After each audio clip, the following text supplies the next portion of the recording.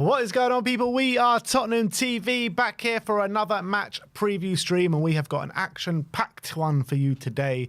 We're going to go through a Tottenham update. We've got the preview stuff, and we've got comments that we're going to be reacting to, and obviously we've got the on-the-ball stuff as well, Premier League review and Premier League predictions to come as well. So a proper action-packed stream. But without further ado, let's get into the Tottenham update and a quick big up to our sponsors, Stocks FC, football trader platform.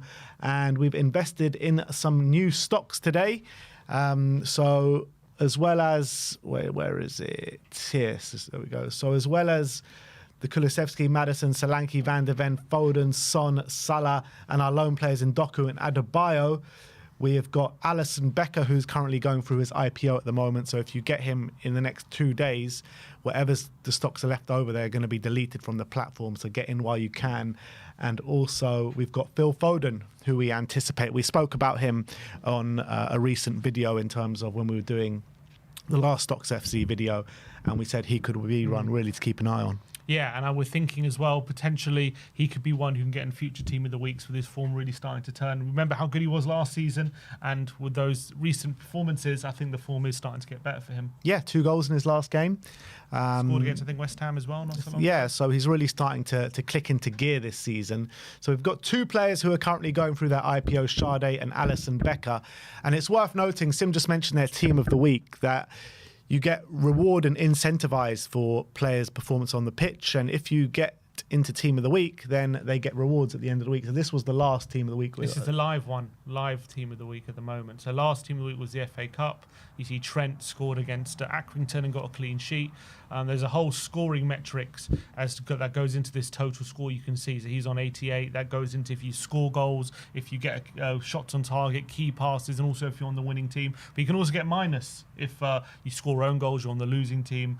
You have shots off target. So it all plays into this total score. And as you can see, this was the Team of the Week for the FA Cup. So all these, if you had any of these players in your portfolio, they all would have picked up rewards last week. Just like we did. We have Doku and Maddison in our portfolio, so we picked up rewards on Team of the Week. But look, like we keep saying, guys, this is not a platform to earn a second wage or anything like that. Only use disposable income, only use what you can afford, and it's just a bit of fun, guys. But look, we've been enjoying playing the platform so much. So if you use our link in the description below, go show them some love, guys. Go show Stocks FC some love. And if you use our link, which, you know, QR code on screen right now and link in the description below, you get 5 free loan players. So once that loan duration ends, you get to keep the profits that the player has made. We only got 2 loan players because we didn't use our link because we signed up before our link was valid. But now we do have a link. So don't be like us. Exactly. Don't be like us. Go and get those 3 extra loan players. But that is big up to the great Stocks FC. But let's get straight into the Tottenham update now. We've got a few tidbits to talk about regarding Ange's press conference and a few signings potentially. And we're going to start off talking about the Tottenham injury news brought to you by Ange Postecoglou in the press conference today. And he says, Brennan Johnson has reported some soreness in his calf. Spurs are checking to see if he's available for the Everton game. He also added Bissouma is also feeling a bit sore, but didn't specify in which area. Timo Werner is set to miss 3 to 4 weeks with a hamstring injury. Ben Davies should be back, and Fraser Forster as well has returned to the squad. So some bad news there in terms of injuries. We don't know if Brennan and Bissouma are going to be all right to play, but they are feeling soreness at the moment. Yeah, it's not great. And obviously with other big games as well, Europa League coming up against Hoffenheim on Thursday. Obviously the games are still coming thick and fast, and we know that this current squad is injury ravaged and it's not in a great condition. We know as well that people like Deki and Solanke clearly looking like they're running on empty, and they look to be tiring at the moment. So there's a lot of big decisions he's got to make, but can he risk starting players who are feeling sore from the weekend? Obviously, Brendan Johnson had 45 minutes, but Bissouma had 120 minutes against Tamworth, and now 45 minutes against Arsenal. But clearly he's struggling with something. Bentancur as well, still unavailable for this game due to the concussion protocol, so we have to wait 1 more game to have him. So it's not letting up these problems, unfortunately, for Spurs at the moment. Thankfully, We've got players like Bergvall, who played brilliantly in the six against Arsenal, so he's probably going to have to play. But it probably means we're going to have to keep relying on probably Decky, more likely maybe, probably Decky, I'd have to say, in the front line for this game, and maybe bring Brennan back for the game against Hoffenheim. But it's a real worry. But obviously Ben Davies being back, we've hit us weird to say we've missed him, but we probably have that because he was playing quite well before he got injured. So I don't think it is weird to say it because he's been brilliant this season. Yeah, so we've probably missed him. So it'll be good to have him back, and it'll be interesting to see what he does with him back. Does he put him at left back? Maybe move Spence over to right back? Does he put him straight in at centre back? Maybe move Gray into midfield? So in a weird way, it gives him a few different options. But in terms of like Basuma and Brennan being sore, it's not great news. Yeah, if Brendan Davies is fit enough to play, I'd like to see him come straight in at left centre back, move Archie Gray into the midfield, play a midfield of maybe Gray. You can't really leave Bergvall, Gray, Bergvall, Maddison. That's probably what I'd like to see. I guess you have to play Spence because he can't play on Thursday. So you have to play him, but it's whether you. But is there a potential? Do you put Davis at left back, you put Spencer right back, give Porro a bit of a rest and start him on Thursday against Hoffenheim? There's potential there. With we know Everton a bit physical side. Could it maybe that bit of physicality added to the team might help potentially? Is Ben Davies even going to be able to play 2 games in a week as well? Well, he's going to have to. I mean, I don't know. What else do we do? Yeah, he's going to have to play unless he doesn't start tomorrow on Sunday. He's going to have to play on 2 games in a week. So in terms of fullbacks, the only fullbacks that we've got fit right now are Spence, Porro, and potentially Ben Davies, if you want to call him a fullback. And Reguilon. And 2 of those are not in the European squad. Yeah, exactly. So maybe you go Spence and Reguilon. Yeah, maybe you go Spence and Reguilon. And I guess I wouldn't play Davies at fullback 2 games in a week. Could he play centre back and fullback maybe? That's an option, but obviously he's just come back from injury, so you've got to be careful with him. Albeit, we did see him back in training before the Arsenal game, so clearly they have been a bit careful with him. They haven't rushed him back. So maybe that means he might be all right to play those games. Look, we'll have to wait and see. Hold tight for our predicted lineup that is going to be later on in this stream as well. And obviously confirm Romero and Van der Ven as well, 2 weeks away. So, yeah. They're not going to be for it, hopefully, by the semi-final. Which sounds like they had a setback then. Well, 2 weeks. What would that put us in? Would that put us in February already? Yeah, 2 weeks will be 31st of. Well, he said they'll be back within the next couple of weeks, so maybe it'll be sooner than that. But I'm guessing that he said both of them, so maybe I don't know what the timelines are both. So that would be 31st of Jan. That would give them about 5 days before the semi-final second leg. So let's just keep them on ice until Anfield. That's what I say. Yeah, let's just hope, because we're going to need them for sure. But they could also do the game before that game as well, just to get back into the swing of things. Yeah, maybe not start, but maybe get a few minutes in their legs. But let's move on. Matt Law has done an article regarding Ange Postecoglou and his future at Spurs. And he says that Spurs are now trying to prove that Postecoglou will not be undermined and the squad can no longer sit around and wait for a manager to be sacked when they fail to perform or step out of line. There is a recognition internally that some of Ange's more experienced players have let him down so far this season. There has been no suggestion that the Everton game has become a do-or-die scenario for Ange Postecoglou's job. Interesting what he says about the more experienced players have let him down this season. It's something that, I was kind of alluding to after the Arsenal game when saying that the younger players, the ones that stepped up in pre-season, are stepping up now.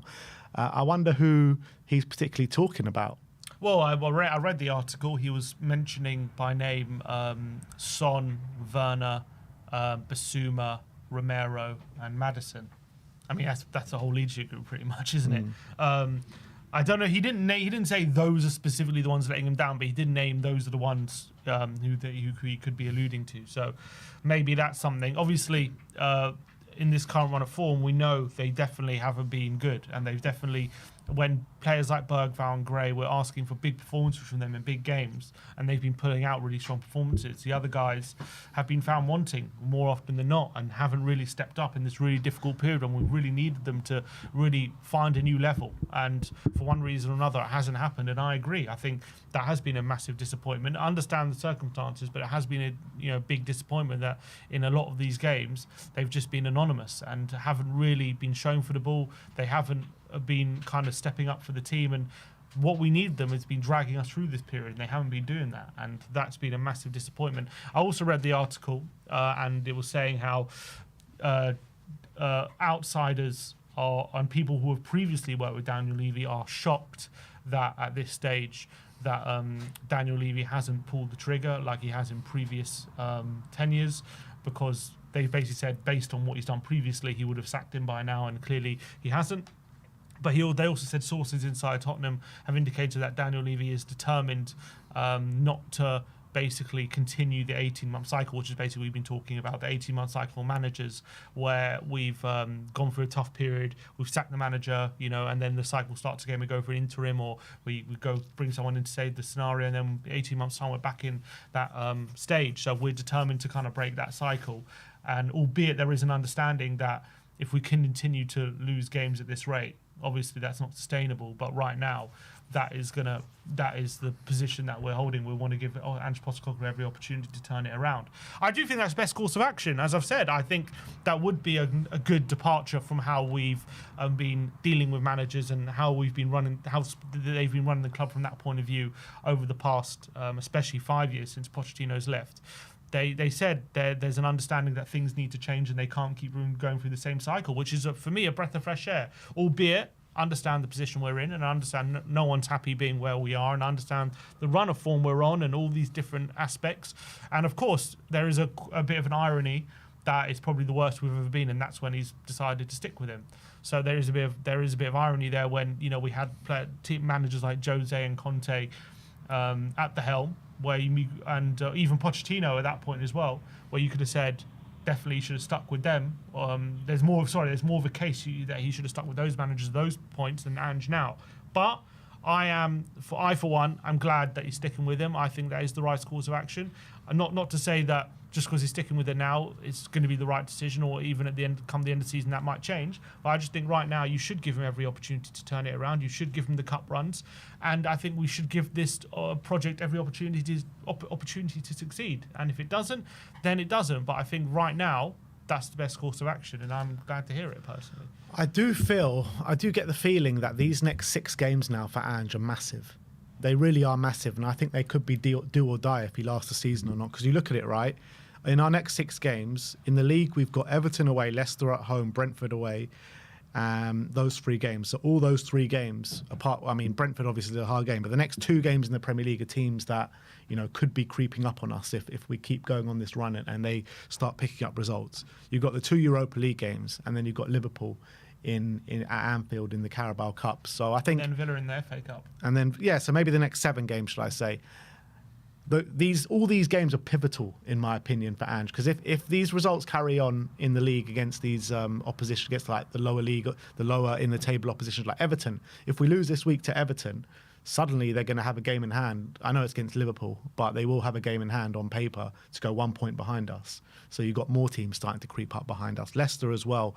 They're not that close to us, but the closer they get, the more dangerous it gets. Brentford away is obviously a very tough game as well. We know how strong they've been this season. The Europa League games, after having such a strong start, if we don't pick up points in these games, we're going to finish outside the top 8. That's automatic. Another 2 games we've got to contend with. And then we've got Liverpool and Villa, 2 very hard games in the Cup, 2 very hard away games. And if we go out these 2 cups now in the next 7 games, we drop out the top 8 of the Europa League, plus the league form doesn't pick up over these next 3 important games with teams in and around us. I feel like his job could be a bit untenable after that.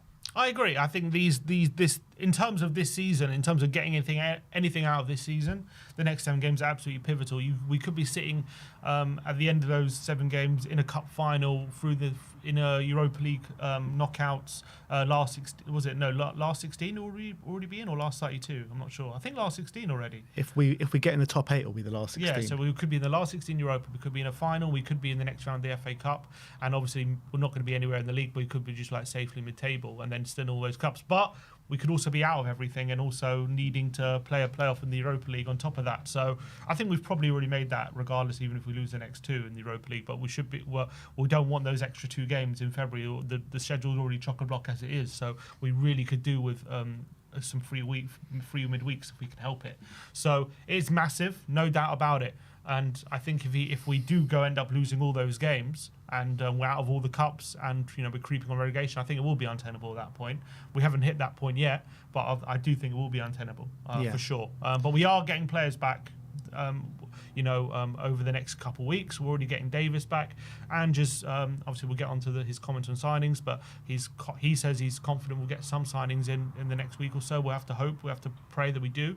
And let's hope we can start to turn that form around. But no doubt about it, the next month is massive. Yeah, for the it really season, is. for sure. And I do feel like Daniel Levy, obviously, he came under a lot of stick, didn't he, for the Jose Mourinho sacking a week before a final. I mean, everyone always goes back to that about with a stick to beat Daniel with, and that's quite rightly so. You don't sack a manager of Jose Mourinho's ilk in the week leading up to a final and put Ryan Mason in charge against Pep Guardiola at Wembley. It's just crazy talk. So I just feel like that as well, that decision he made is having a bit of an impact into the decisions he's making at the moment as well. Well, I think it's the right decision. I don't think you should be sacking him right now. I think you've got to give him these games, and you've got to give. Look, if he fails, he fails. There's no point getting in a new manager, in my opinion, to try and salvage a situation, right? And then all of a sudden you're starting a new cycle off just to start for the sake of salvaging the short term. You're going to start a whole new cycle. Whereas if you can get Ange to turn this around and you can salvage something, we'll be stronger for that. And I think there'll be a way forward there. And you're better off trying to make the project work. You've committed to it. That's what they're saying. They want to commit to something that lasts. That's what they're saying in the article. So I think, for me, I'm not saying he's learned his lessons or anything, because time will tell whether it's the right decision. I just think right now, that's what I would do, and I think that's what I want the club to do. And I think that's, for me, the better pathway forward. And the better way to seeing a more sustainable future is doing that. Yeah, obviously, we all accept that he's got a month to save his job, pretty much, though. It could all turn pear-shaped in a month, 100%. It's a massive month, but I think right now it's the best course of action for sure. But I think like the word from the club has to be this with the month that we've got coming up. There's no other message that the club can put out.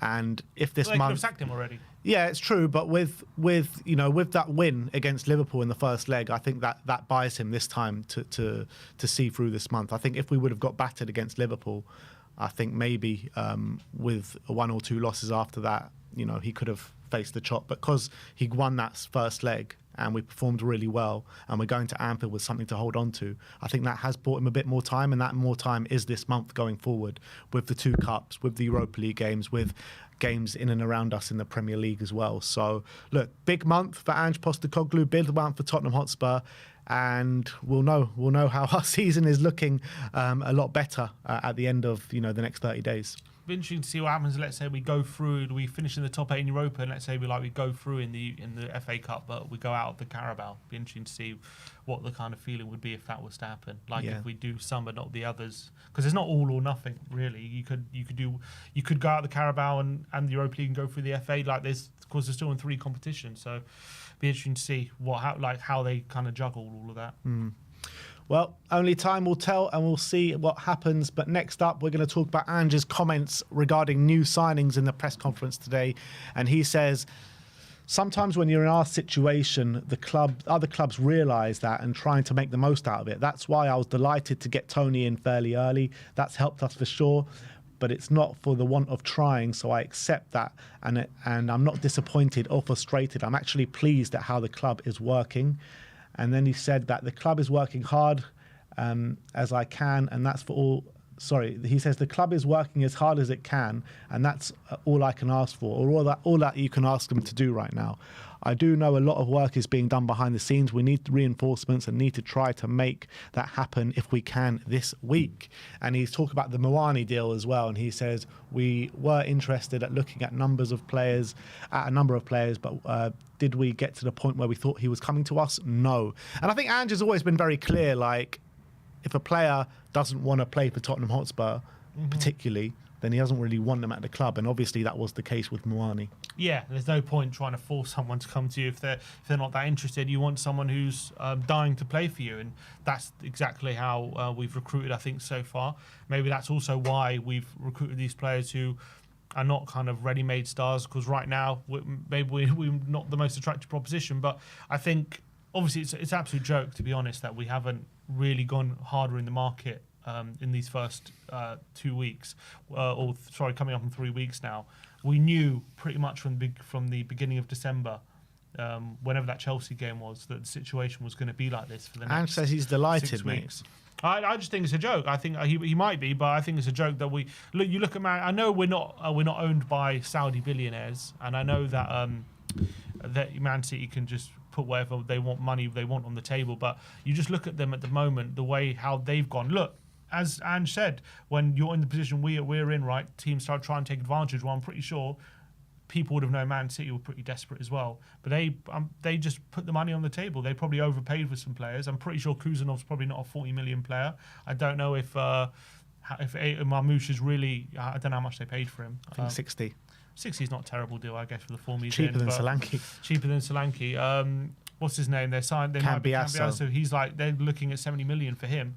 And they probably did overpay for 70 million for Cambiasso is a bit nuts. They probably did overpay, but they know the situation they're in. The only way to salvage it is to put their money where their mouth is, and we need to do the same, especially with the dire situation we've been in for 6 weeks now. We see clear evidence on the pitch of how much it's hurting us, and the fact that we've waited so long and we're dawdling in the market, we're not going really, really hard, and if it means overpaying, that money can be saved up by a few league positions. You know what I mean? We're at the moment we're dropping like a rock. We need help. We need reinforcement. So I think the fact that there's no kind of movement at the moment. I know things can happen very quickly in the market. We saw with Kinski, there was no rumours, and the next day he signed. So I know things can happen very quickly. But we needed signings right at the beginning of this window, and the fact that when we're entering the third week of this window now and we don't seem close to any more signings is ridiculous. It's ridiculous. I do completely agree with that wholeheartedly. I mean, with the situation we're in,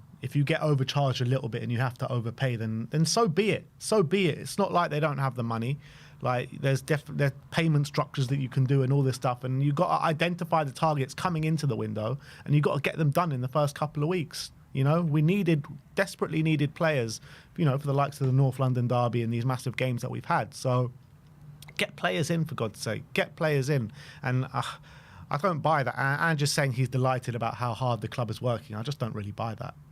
I'm sure he's not delighted that we got no players in. Look, he's the one who knows obviously more behind the scenes. Maybe he knows who they're talking to and if there's negotiations underway. I don't know. Yeah, but obviously, we're sitting here 17th of January. Yeah, but we might be close to someone, and I don't know. I don't know personally. He's the one who knows. But obviously, we're not hearing anything, so it's frustrating when you're basically waiting to see something happen and you're getting no evidence of anything happening. We're going to be frustrated, and I'm going to be annoyed, and I'm going to say it's ridiculous. He's the one behind the scenes. He knows who they're talking to, how many people they're talking to, what they're offering, all these different things. So I don't think he's lying. I think he's probably working very closely with the recruitment team, and I'm sure they're working together. But I'm sure he's not happy that no one's come. I'm sure he's not happy about that. Yeah. But let's get into a few specifics. Ben Jacobs has given us an update regarding strikers. And he says, I would keep an eye on Liam Delap for Chelsea and Spurs. I also think Tottenham could enter the conversation for Victor Gyökeres. And Jonathan David is really one that interests Spurs as well. I mean, first of all, Victor Gyökeres. What planet is he on? No Victor Gyökeres. I mean, maybe Agent Decky and Agent Bergvall is doing some work behind the scenes. Yeah, we're not getting Gyökeres. We just signed Solanke for 65 million. It's probably going to take more than that to get Gyökeres. I just don't see us having those two as our strikers. I just don't see it. I think if we're going to sign another striker, it'll be similar to Moani, like a versatile forward. I just don't see us going for someone like a Gyökeres. You say that. I mean, we did sign Richarlison for 60 million the year before. Yeah.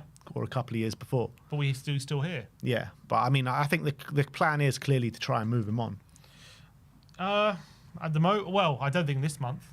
No, not this month. So and I don't think the plan is to bring in Gyökeres this month. I mean, if we want to go for Gyökeres, I think it's a shot in the dark. Obviously, I don't think it's going to happen, but I think if you are going to plan to bring him in, it probably will be a summer move. Yeah, I just don't think we'll go for him. I don't see us spending. We signed Richarlison 60, but it's going to take closer to 80, 90 probably for Gyökeres.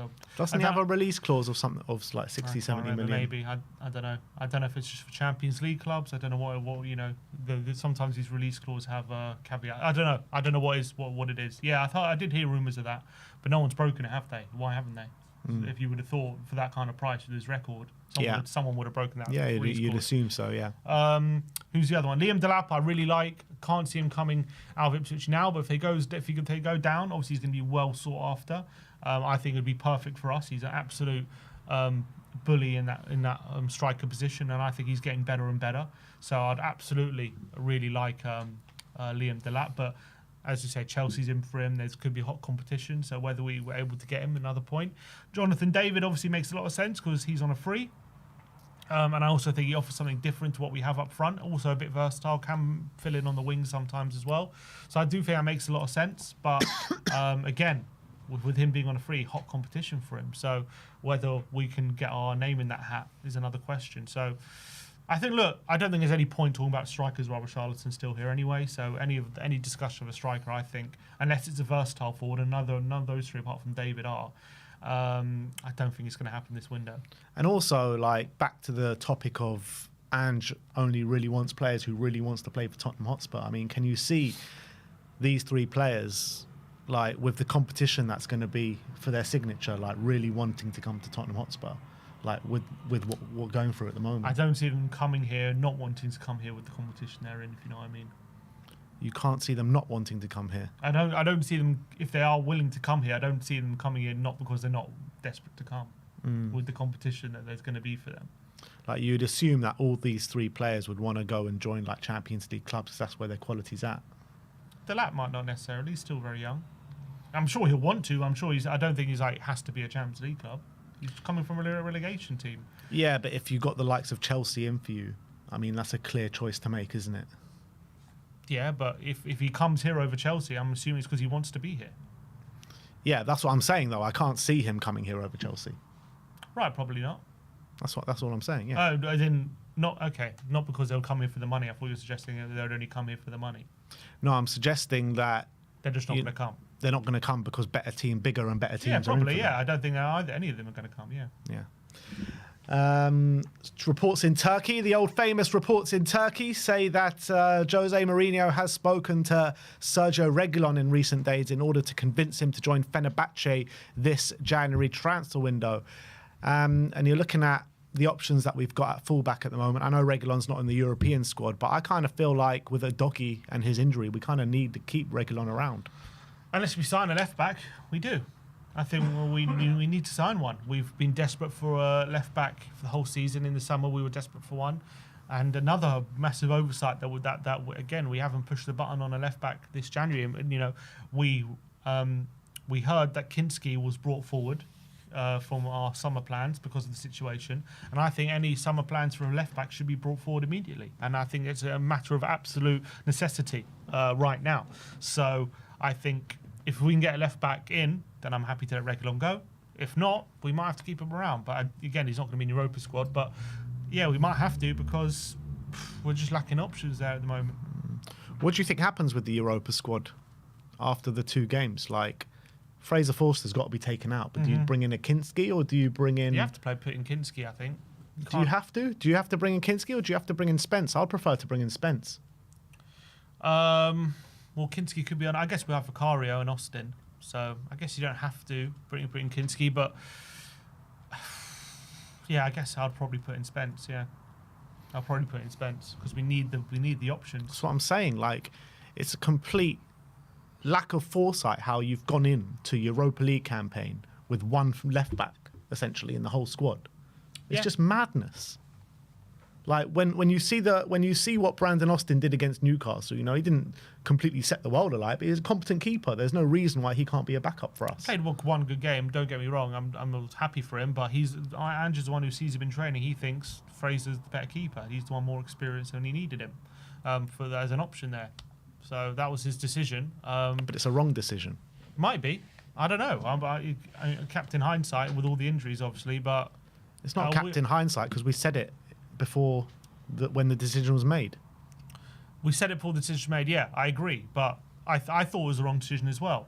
And maybe that's come to pass. But Vicario also got injured and Forster had some really good games in Europa League.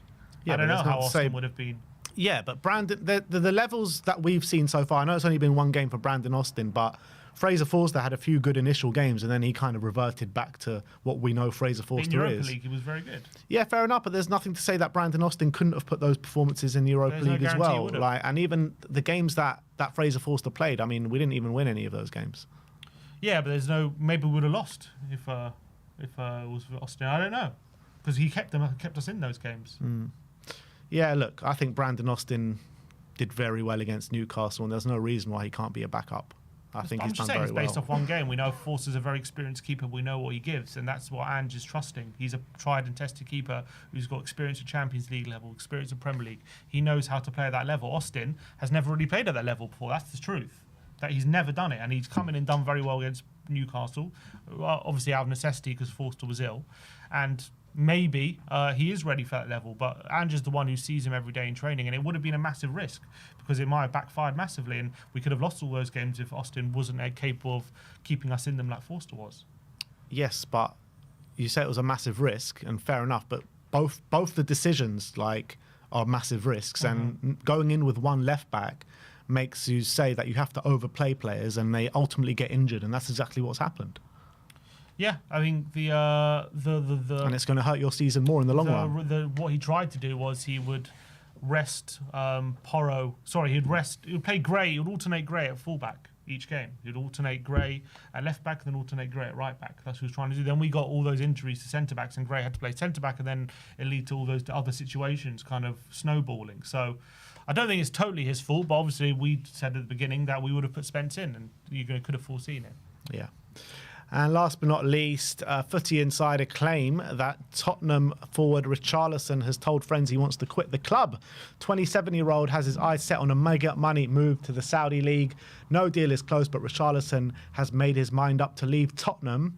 However, Richarlison has responded to that on Instagram with a facepalm emoji. Exactly. So, when I saw this story, I was like, it's interesting because Richarlison does usually comment on these things. Yeah. So I was thinking, I was interested to see I was waiting to see, is he going to say anything? Because if he doesn't, maybe there is some legs to it. But there we go. He came with the facepalm emoji. He's always straight out there, Richarlison. Look, he's poo-pooed it. He's saying it's not true. So I've got to take him at his word. And whenever he said something, it's usually been true. Like last season, a lot of people saying the deal to Saudi's done. He said it's rubbish. I'm staying, and he ended up staying. So look, I don't think there's any fear of him going this month. Obviously, he's back fit now. Hopefully he can be an option. Hopefully he can stay fit, because we know when he's fit and at the top of his game, he can be a good player for us. And we're going to need him over these next 6 months. So at the end of the season, there's probably a conversation to have. But right now, we're going to need him. Yeah, absolutely. So that is your Tottenham update for today. Hopefully over the next 24 to 48 hours, we'll have some more concrete transfer news for you. As Ange says, he would like to get one in by the end of the week, or by the end of next week. So we just got to get someone in. We got to get someone in. If I offered you only one player, one position to come in from now until the end of the transfer window, what position do you think it should be? And I'm going to say a winger, and the reason I'll say that is because, as I said before, if all our defenders are fit, I don't think we've got a massive issue in the back line. Obviously, we know Doggy's not going to be fit for a while, but obviously Romero, Van der Ven can potentially fill in left back as well, potentially. So when all our defenders are fit, we don't have a massive issue quality-wise, right? In terms of our best, defenders, they're all quite good quality-wise. But winger-wise, even when everyone's fit, we still have an issue. We still need better. So that's why I would say a winger's a massive priority, because wing, in a weird way, it's not reliant on injuries. I mean, it's compounded it because we're overplaying certain players in that position. But as well, even when everyone's fit, they're not good enough. We need more quality. So that's why I would say a winger would probably be my priority. But as well, a left back is just a massive priority as well, because the Doggy's injured and we don't have anyone else covering that position right now. So maybe Van der Ven's going to have to fill in there, and we're going to have to play Romero next to Dragshin or something. So at least that's an option. That's better than probably our options up front. Yeah, and what did we all say? What did we all say when we signed Timo Werner? This transfer is going to come back to bite us. We said that, yeah, we said that. And that's away. exactly what has happened. And he's out, for 4 weeks, and he's not even an option anymore. Yeah. I think we just honestly leave him out all the squads. That's what we should do. Sign someone and not even consider him an option. If it's going to cost us money, yeah, we're still paying his wages. We just got to do what's best for the club, and that's what's best for the club, in my opinion. If he's not providing, if he's not confident, just leave him out of all the squads. Yeah, I mean, if we bring in a winger, I think that's our only option to do anyway. anyway. That's what we have to do. But that is your Tottenham update for today. Let me know in the comment section below your thoughts regarding all those news stories we spoke about today. And let's turn our attentions to the Everton game at Goodison Park. Our last ever trip to Goodison Park. Well, Sim's last ever trip to Goodison Park. I made my last ever trip to Goodison last season. But when Richarlison scored those 2 goals. We're going to get into a predicted lineup first and foremost. In terms of the injury news brought to you by Ange Postecoglou, what have we got? So Ange has confirmed that. Hold on, let me just take this off 1 sec. Yeah. So Ange has confirmed that Timo Werner is out for 3 to 4 weeks. So he won't be an option for the next month or so. Probably going to be available after that FA Cup tie against Aston Villa. He said that Romero and Van der Ven should be available in the next 2 weeks, within the next 2 weeks. That's a bit positive, but obviously we're not going to be available for the upcoming games. In more positive news, we've got Ben Davies available for selection, so remains to be seen whether he starts. But in not so positive news, we've got Basuma and Brennan Johnson both struggling with little niggles. He said Brennan complained about a calf issue going after the North London derby, and Yves Basuma has a knock. Didn't specify how serious, so they're going to be assessed before the game against Everton. And also Bentancur has probably his last game before the concussion protocols are up, so he should be available, but he won't be available on Sunday. And Vicario is obviously still a long-term absentee, so still a pretty hefty injury list, and obviously a couple of doubts added to that as well. But Ben Davies should be available, so that's a bit positive. Yeah. So I guess let's get into it. So it's going to be a 4-3-3 formation as per usual. And in goal will obviously be Antonin Kinski for his second game in the Premier League. You know, he's had very tough games, hasn't he, since coming in? Yeah, Liverpool. It doesn't get much tougher, does it? Yeah, Liverpool at home in the Carabao Cup semi-final first leg, Tamworth, and then Arsenal away in the North London derby.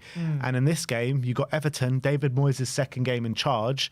And you're looking at it right, he's probably facing the 2 best set-piece teams in the Premier League in Arsenal and Everton. Yeah, literally. And obviously Tamworth, I know Tamworth are a non-league team, but they were just pumping balls into the box, left, right and centre, long throws, and he had to deal with all those situations as well. And I think by and large, he's been pretty good from those situations. So in a weird way, I might be more confident with him in goal, dealing with those in like Vicario, who seems to struggle with his, confidence coming out for those risky kind of crosses.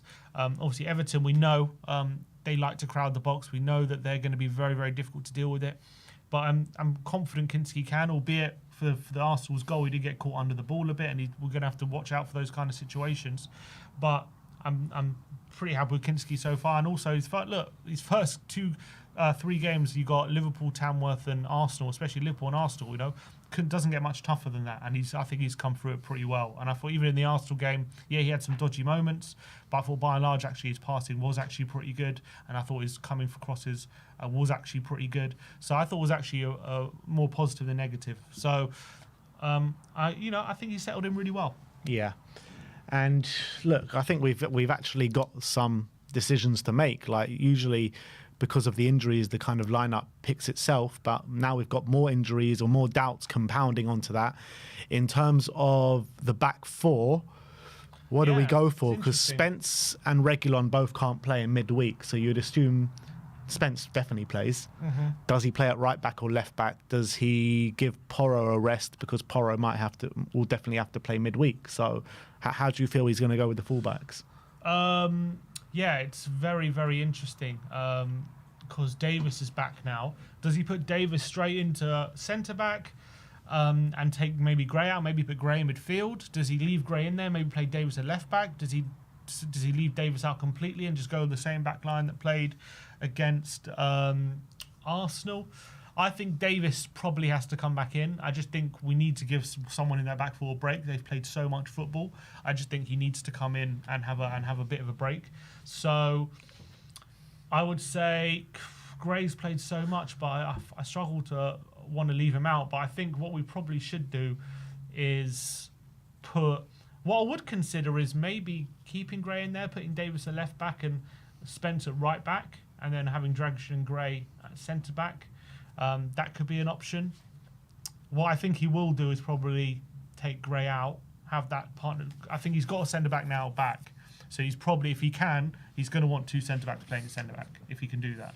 So I think what he'll probably do is he'll probably put Davis and Dragshin together and have Porro and Spence at fullback again. I personally would take Porro out and play Reguilon and Spence as the fullbacks and put Davis and Dragshin at centre-backs. I think that's probably what he will do, because you're looking at Reguilon. He's come in. He hasn't, been terrible by any stretch of the imagination. So why not stick him in there against an Everton side? I think he's been competent every time he's played, and he's not going to get much minutes. Looking into the next few games. So we've got big games coming up. Why not put Reguilon at left back? We also have a big game on Thursday, so he's got to take that into account. He could do that. He could start Reguilon at left back and put Spencer right back, and just give that opportunity for Porro to rest. I just got the feeling he won't, but that's an option. I wouldn't mind that option to see how it goes and see if we can, get away with it essentially. For me, you've got to play the fresh players. You've got to play the fresh players. When you look at, we're bemoaning the amount of games we're playing, the lack of numbers and everything like that. There is no reason not to play the fresher players. It's just a balancing act, isn't it, between players who you think are going to fight for you and players who you think are best option to win the game. And then you balance that with fatigue, and you balance that with how much you can get out of these players. But is there anything from Reguilon's performances that says that he's not going to fight for the team? I don't know how he is in training. Well, from what I've seen, from what you've seen on the pitch, it looks okay. It looks fine. He was pretty good against Newcastle. But starting a game's a different aspect. Just pause here for a sec. I think we need to reconnect the stream. I think it's out of sync. Yeah, there's been. Can you just reconnect? I think. Are we back now? No.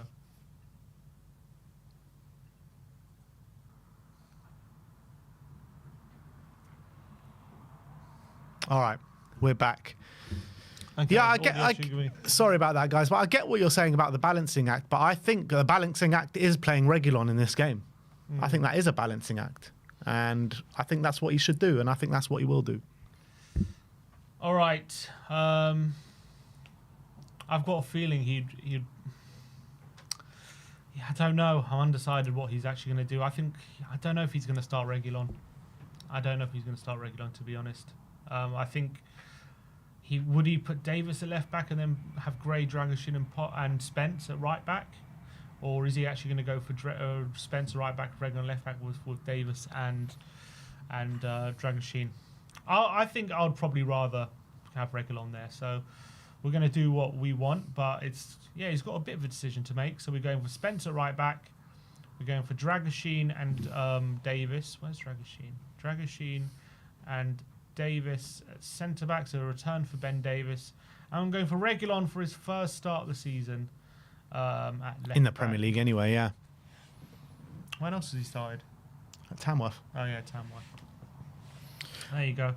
All right, so a back four of Spence, Dragishin, Davis and Reguilon. Moving into the midfield, Bissouma's a doubt. We don't know if he's fit enough to play or not. So the options are, for the six, Bissouma, Bergvall or Gray. I think he rests Bissouma. I don't think he starts, considering he wasn't very good, and secondly, he's sore. So I think it's just a good excuse to take him out. And we saw Bergvall do very well in that position in the second half. So there's obviously an option. We could go Gray and then Bergvall in the 8. But is this a good opportunity just to take Gray out the firing line just for a game, just because he played so much? And I don't think he started every game since Rangers, probably. And that's just for an 18-year-old, especially our position, and he's definitely going to start on Thursday. So I think maybe just try and give Gray a rest. So I think put Bergvall in the 6 here. That's what I would do. So Bergvall in the 6. And he was brilliant. And as well, in this kind of game, it could work because we need that quality on the ball to try and be as best as possible to break him down. I think we need to do that. So I think we need that quality in the 6 there, progressive passing. Well, then who do we say in the 8? Is it going to be Sarr again? Because Sarr's been really poor of late. Yeah, I think Maddison definitely starts in the 10. Yeah, Maddison for sure. So we're putting him there. Now, the thing is, I think if Brennan wasn't sore, he would have gone Decky and Maddison, potentially, like he did in the second half against Arsenal. But the fact is, Brennan is sore, so I don't think Brennan starts. So I think Decky's going to have to start on the right, which means there's another slot open in midfield. So the two options are Sarr or Gray. I just really don't want to see Kulusevski start this game, which is a big shame. I think if Brennan wasn't sore, I don't think Kulusevski starts at all. Like, the amount of starts and the amount of minutes Kulusevski's had since the beginning of December has just been a clear mismanagement of him. It's crazy. It's absolutely nuts what we're doing with Kulusevski. He's clearly being run into the ground. The last 6 games since the Nottingham Forest game, you know, he's clearly been out on his legs, and he keeps playing 90 minutes. Since the start of December, he's played 90 minutes in pretty much every game, bar Rangers where he came on at half-time and Tamworth where he came on for extra time and played half an hour. Like, it's a clear mismanagement of him. And then on top of that, you've got someone like James Maddison, who in the last 6 games, he's only started 1 game, and that was against Tamworth. So I don't understand what he's doing right now with Kulusevski and Maddison. Well, Decky hasn't been playing in the middle that much. It's not been a decision between Decky and Maddison. He's pretty much been Decky on the right or Decky in the centre. That's been the decision, really, because Brennan's also played a lot.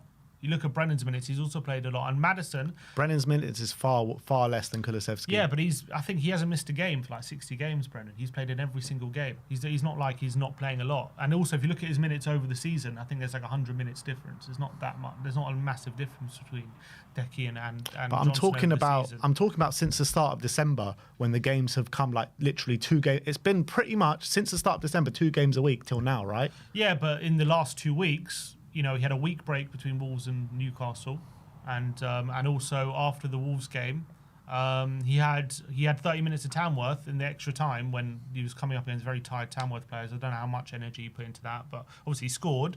And then so he had 30 minutes in between the game against Liverpool and the game against Arsenal. So it's not like in recent weeks, in my opinion, he's been massively overplayed. But yeah, since December, he's had to play a lot, 100%. He hasn't have to play a lot. He hasn't. We needed him. We've played him a lot. He hasn't have to play a lot because he's had Maddison there. We've needed him.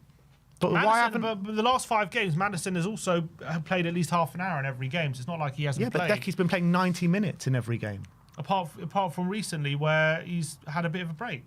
He played 30 minutes against Tamworth. He's playing, yeah, and against Fulham he only had 20 minutes, but that was obviously at the beginning of December. He's one of the players who's obviously got the capacity, or we think he has. He doesn't know because he's running on empty at the moment. We've run him into the ground. Be on poor form. You literally just said earlier in the stream saying he's tiring because he's played so much. I think there was an element of that when we were in the games against Wolves and against Forest, for sure. There was an element of that. I don't know. Recently, we are just playing against very good teams who are very, very physical. And maybe he's just struggling. Maybe these are like the most physical teams there are in the league. And maybe at the moment, he's just struggling. And maybe the fact that he's been our best player and we're losing every game and he's just he's basically the only one who's keeping up those standards. Maybe that's tough psychologically as well for him. Either way, maybe he should be taking out the firing line, but I think I think he won't be. He has to be. He's clearly not the player he was from the beginning of December. Like, since Nottingham Forest game, he's a shadow of what he's been before that. He is. And that's because we're overplaying him and we're running him into the ground. So, in my opinion, we need to take him out for at least a week. Like, I literally would not play him. I'm saying we gave him a week off and he still wasn't great. So, we need to give him more time off then. He clearly needs it. But I don't think we can because we don't have Brendan available here. So, I don't know who we turn to. Yeah, that's the thing. Like, in the 8 position, I don't know. Brendan could be fit enough to play the game. We don't know. Yeah, if he's sore, he's saying he's sore. So, you know, if you played him and he gets injured, you say, oh, he's risking injury. Yeah, that's also true. So, look, I think, is it going to be Sarr? Or Sarr will be in the 8, won't he? I know Sarr wasn't great in the derby, but I think it probably was a chance to just give Gray a bit of a rest. So we'll probably put Sarr in there. So Sarr in the 3, and then the middle. I mean, the top 3. Unless he's going to start Mikey Moore, which I don't see. He could start Richarlison on the left, maybe, and maybe put someone on the right. I don't know. I just think he will start Decky on the right. He probably will, but I just think it's mismanagement to keep playing Decky the way we are. In my opinion, I would probably start Mikey on the right. I probably would, but I don't think he's going to do that. I think he'll do it. I think on Thursday he'll give him a bit of a rest, but I think on this game I don't think he will. I think he's going to play him. I think he's going to play Decky. He's going to play Son, I think, on the left. And then the big one is, does he go for Rishi or Solanke? That's one player where he could potentially give rest to Solanke. But again, I do think Rishi's going to start on Thursday. So does he say, Solanke, just one more big effort and then you'll get a rest on Thursday? Or does he rest him now? Yeah, I think he'll play Solanke. As much as I want to see Richarlison play, I don't think you should start Richarlison 2 games in a week because of what he's been through this season. So I think Solanke starts this one. Maybe in a view to taking him off with like half an hour to go, 20 minutes to go for Richarlison, and then you start Richarlison on Thursday. Yeah, that's what I think he'll do. And again, I think Brennan probably on the bench or maybe rested complete for this one that probably starts on Thursday, and maybe Mikey Moore as well. But obviously Thursday is also a very big game. I know we're playing against a very bad Hoffenheim team, but we need to win, and that's also a big game. So why not start Mikey in this game over one of Kulusevski or Son? Is he ready to start in this game? You know, I don't know. I guess maybe he thinks Europe he's done better and he needs to ease him in those games. He started one Premier League game against Palace, and I mean, it can't be much worse than what we're seeing from Decky and Son these last 6 games. I just don't think he will. Do you think he should though? Do I think he should? I don't. Do I think he should? No, I think he should go with Decky and Son. Why is that? Because I think they're the best options from the start in this one. If we're going to beat this Everton team, a very physical Everton team, we're going to have the most quality on the pitch, and I just think they're the best fit for it in this game. Yeah, I don't agree, because I just think Son and Kulusevski have just been run into the ground, and I think you need to give other players minutes. And Mikey Moore is there, ready and waiting. He came off the bench he started the Tamworth game, and he looked good for the start of the 20 minutes in the Again, he can only play an hour in that second half. So play him an hour, then so be it. Play him, bring him on for play him half an 50, 60 minutes. But Son and Kulusevski are just not at the races at the moment. Well, either way, these players, Son and Decky, right? You just said play them an hour, so they're going to have to play. So you might as well start them and then bring on Decky. I prefer Son and Decky to have like 20 minutes, half an hour, than for them to play the hour. No, I'd rather the other way around. Because I just feel like they're just running on empty, both of them. They're going to have to step up. We need them. They might be, but I think they can. But we say this every game and they don't. Recently, yeah. Well, that's the whole point. Yeah, we are playing. We have played they just played the top 5. So what? Maybe they're just not good enough right now in the circumstances to do anything in those games right now. Way we are. But the only reason that would be is because they're being overplayed and running on empty at the moment. Yeah, so but that maybe means against Everton they might be good enough. To my point.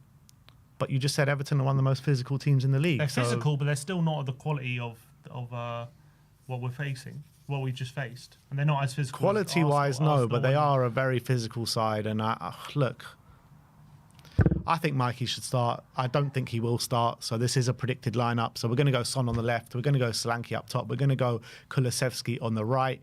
In the middle of the park, we've got Pape Matar, Lucas Bergvall, and James Maddison. And at the back, we've got Jed Spence at right back, Reguilon at left back, Davis and Dragoshin at centre back, and Kinski in goal. So that is our predicted lineup going in to the big clash against Everton, our last ever game at Goodison Park. Let us know your thoughts in the comment section below. Do you agree with our lineup? Do you agree? Who do you agree with the debates that we're having? Should Decky or Son, or Decky and Son, be taken out the firing line for this game? Let us know your thoughts in the comment section below.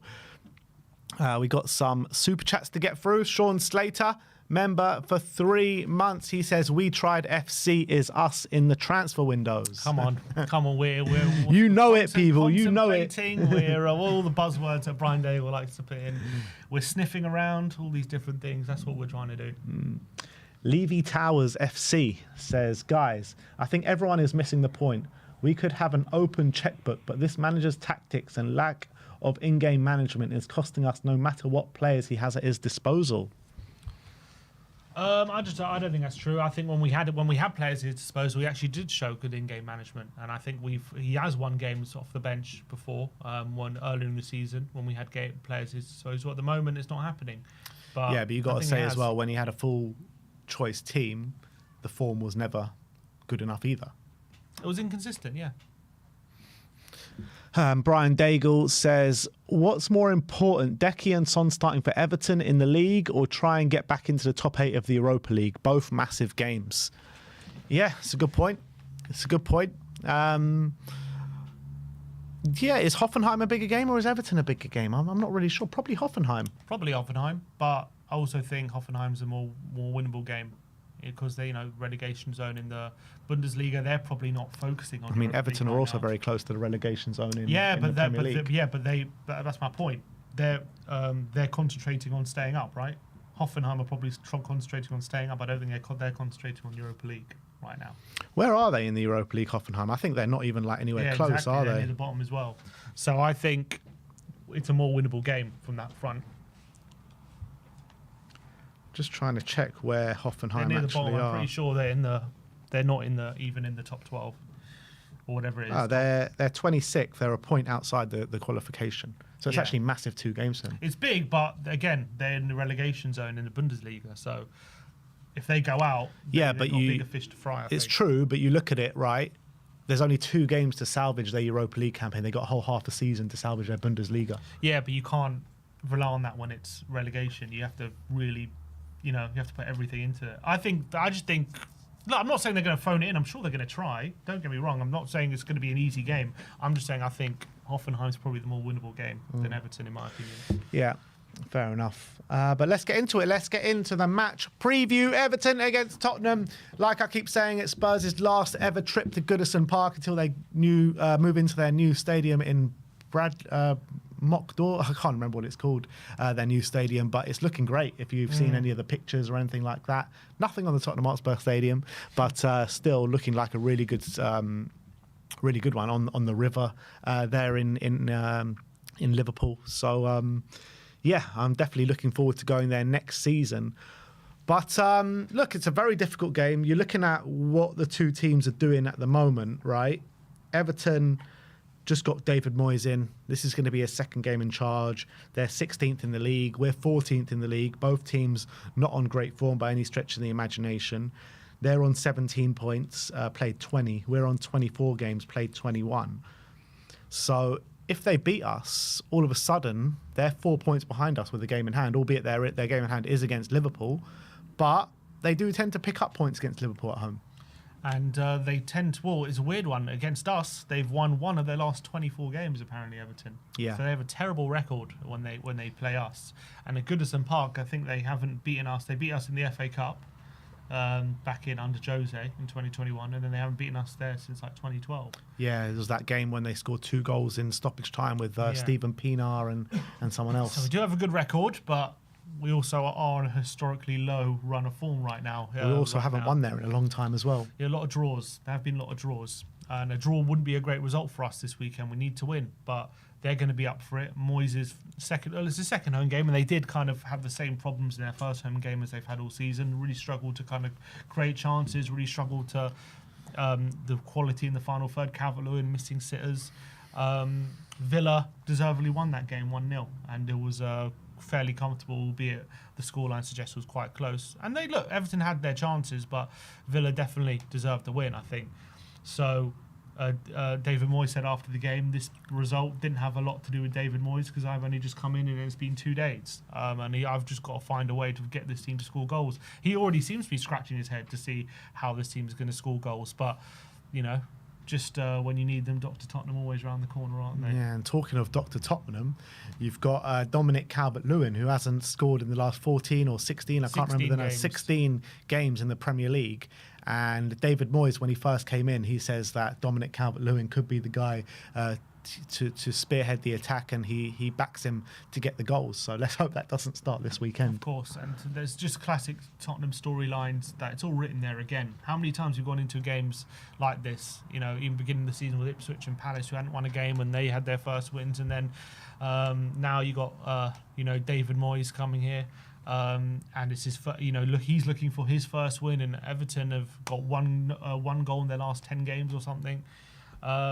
So it's all written there for Everton to win 100%. But we need to go there, and we need to absolutely show up, because this is these are a massive few weeks for Ange and a massive few weeks for the club. We need to build some sort of momentum going into that semi-final. We need to somehow start clawing our way back up that league. We need to get points on the board. We need to get some sort of good feeling back at this club, and the only way to do that is wins. There's no other way to do that. So I'm sure Ange is under no illusion. I'm sure the players under no illusion that we need to win this game 100%. Yeah, and if you bring up the form table, obviously it doesn't make for good reading. Pretty much carbon copy forms. Well, actually, Everton are a point better than us a draw better than us in the last 5 games.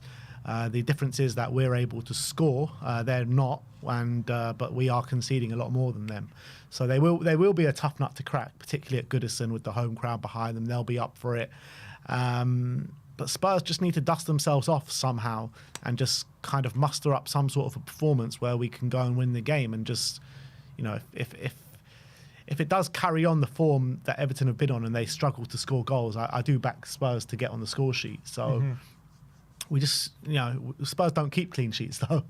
Yeah, we don't, and especially recently, we've really struggled defensively, just stopping the opposition. We do have tended to concede at least a goal in our last few games, especially against the better teams. We conceded at least 2 goals. Obviously, Everton, that's been a massive Achilles heel. So I'm less worried that they're going to score loads of goals. But again, set pieces, are we going to be under 5 from them? We did concede 1 against Arsenal. So that's obviously a massive worry. I know Kinski's done well, but it's not always just about the keeper, whether you concede or not. It's about defenders picking up their positions, about defenders being bullied. It's not just about whether the keeper can come for a cross, whether you concede one or not. There's other aspects going into it, and that's one thing I'm definitely worried about. Hopefully Davis coming in might be able to relieve a bit of that, but Everton are still with those big centre-backs up there, Tarkowski and Michael Keane and Branthwaite. They got some serious physicality in the defence. So those players I'm definitely worried about from set pieces. We just got to make sure we're not giving away corners, we're not giving away stupid free kicks, which is something we didn't do against Arsenal. We just kept giving them opportunities to swing the ball in, and obviously we paid the price from one of them. But hopefully, I think this game is probably, in terms of how the last few games in a weird way have gone, where we haven't actually had the majority of possession in the last few games. This is probably going to be a bit different. We will probably have a lot of the possession. We will be kind of Everton in a low block. We'll be asked to breaking them down. And we're going to need as much quality as possible. I think, as we say so often with Tottenham, and I know we did against Arsenal and it didn't help in the end, but an early goal would really change the game plan for Everton, I think. Their game plan is going to be just try and contain Tottenham, keep them arm's length, and then go for set pieces and counter-attacks and swing the ball in when you can. That's going to be what they're going to try and do, and that's an effective tactic. It's pretty much what a few teams have done to us, and we've struggled against it. So that's something we just have to be prepared for in this game, and we have to try and force them into mistakes. We've got to find moments of quality. That's the aim of the game in this one. It's going to be difficult, but we're going to have to do it. Yeah, I mean, the general rule of thumb for Spurs-Everton games is that Spurs have won at the Tottenham Hotspur or at home, and Everton have won at Goodison Park, as you can see by the head-to-head here. 3 wins at home, 2 draws away. A draw's not good enough for us in this game. We really want to set some daylight between us and Everton. It's crazy to say it, but that's the situation we're in. We're playing 2 teams now on the trot where they're below us, and we can't afford to slip any further down the table than we are. Already where we are right now, in 14th in the table, is a complete embarrassment. And we're playing a team now in 16th. Like I said before, if they win, they can go 4 points behind us. And it's getting a bit scary. It is getting a bit scary where we are in this league table. So we need to start picking up points. We need to start climbing up the league table to make it somewhat kind of respectable, even though we're still miles away from a respectable standing in the league. But in such a strange fashion, we've actually been picked up. I think we've picked up more points away from home than at home, in the last couple of months. We've had our last 2 wins, 4-0 against Man City and 5-0 against Southampton, both away from home. Well, you know what's funny as well? Before the Arsenal game, we had the best defensive record away from home in the whole league. I know, it's mad. Which definitely doesn't fly into the face of that we just are so open and concede loads and loads of goals when you have that record away from home. It's crazy. Yeah, but I mean, regardless of that record, we just haven't picked up anywhere near enough points away from home. No, but still, I'm saying you wouldn't have expected that. You wouldn't have expected it, but I don't think you can sit there and say it's impressive when we hardly pick up points. I never said it's impressive. I'm just saying it goes against the narrative that we're just completely open and it is so easy to score against us when we've the best record away from home defensively. It's true, and we've conceded. What's it? one goal less at this current moment of time than Arsenal away from home. But the reality is they've picked up double the amount of points as us. Yeah, and that is the reality. And again, there's been a lot of fine margins, but we need to start getting points on the board. We need to start getting wins on the board. I think we know that this run can't continue forever, and something has to change. We have to start getting results. Now, the last 6 games in the Premier League, we've played the top 5, and the other one was obviously Wolves, which we obviously should have won that game. But the other that we've played 5 of the top 6, so we've had an extremely difficult run. On top of obviously the injury crisis and centre backs and all those different problems, that's why we've on the form that we're on. And that has to change. Now we've got a chance against a team at the bottom. I know they're going to be up for it. I know it's not going to be an easy game, and I know they're going to be right up for it. The fans, David Moyes, back at the helm, he's going to make it very, very difficult. You got to remember when David Moyes under Everton back in the day, it was just one of those games where it doesn't matter where they were in the league. It doesn't matter how well they were doing. It was always a difficult game. It was always a tough game going to Goodison Park. Even now, even recently, I know we haven't lost there, but we've got a lot of draws. It's always a difficult game. But David Moyes' Everton was just a game you always knew you were in for a game whenever you played them. So definitely it's going to be difficult. But maybe we can take advantage of a bit of a teething period for them, and he's not got any striker signings in that he's bemoaning, and Bro just picked up an injury, so they're relying on Calvert-Lewin, and he hasn't scored in 16 games. That's something we have to try and take advantage of, because it's going to be a very, very difficult game for sure. Yeah, and on the flip side of that, the way from an Everton fan perspective, they probably are licking their lips at the sight of playing us right now with the form that we're on. Sitting there 14th in the league, they're probably thinking, what a better team to face than Tottenham to get us back on form and get us some points. Yeah, I'm sure they fancied their chances. Why wouldn't they? We're losing games left, right, and centre. We've got a centre back pairing who are very, very young, and they'll probably look at that thinking, can we bully them? We've got a tiring front line as well on top of that. So that midfield three. That's where the game could be won and lost. And they got Decore, Guehi, Mangala in that midfield three. We're predicting very, very physical midfield three. And I know we're going to have potentially Berg, Valsar, Maddison. That is where we're going to have to make the difference. And from a physical point of view, they might fancy their chances to dominate there. We just got to make sure we're playing around their press. We got to make sure that we're showing all the quality that we have, because they're going to be right up for it. There's going to be nothing left on the pitch for Everton. I'm certain of that. So we're going to have to match that energy somehow. Yeah, absolutely. And you're looking at that lineup, right? You mentioned the aggressive midfield. A player that I've actually been fairly impressed with is Ndiaye, Ilman Ndiaye for Everton. I think he's actually a really... he's a good player, man. He's a tricky customer, quite fast as well. Not really someone that you associate with Everton, with this team. I think he's a really good dribbler. I think he's got most successful dribbles or up there in the league this season. He's up there with the most successful dribbles in the league. So clearly, when he takes on his man, very, very good at one-on-one situations. Obviously, that's something that Porro has struggled in recent weeks for sure. So if Porro does start, that's something that he's going to have to watch. That's also maybe another reason to put Spence on the right. He can probably deal with that situation a bit better. He's been brilliant. However, his effectiveness in the final third is definitely frustrating. He's one of those players, again, really good at dribbling, but once he gets in the final third, he flatters to deceive a lot of the time, albeit it does show quality on occasion. I think his goal return, assist return is probably not strong this season. Yeah, but is that because of quality of player, or is that because of tactics and what Everton have been doing this season? Well, I think he's missed a lot of chances. Yeah, he probably sets up a few chances for his teammates, but as well, he's got himself in positions to score, and the finishing's been very poor from him. So I do think that's definitely contributed. And I'm not saying he's a bad player or anything. He definitely can be a frustrating player, but he's also a very exciting player to watch. And he's definitely one we're going to have to watch out for. Another player as well, Abdoulaye Decore. I thought he had a really strong start to the season, has tailed off a little bit in the latter stage of the Dyche reign. But he's a player that we got to watch out for, because he's such a threat from those set pieces, such a physical player. And, he's definitely going to be causing us problems. I think in transition as well, he's such a strong runner. He picks up the ball, he drives into space. He's so strong. He's hard to shove off the ball, and he makes his late runs into the box as well, unmarked. And He can actually be he's quite a powerful finisher when he gets in those positions, and he's been playing in the number 10 for Deitch. Is he going to continue doing that for Moyes? We'll have to wait and see. Did he play there against Villa? Yeah. So if he played there against Villa, that's probably going to continue. So he's definitely one I would also be quite worried about.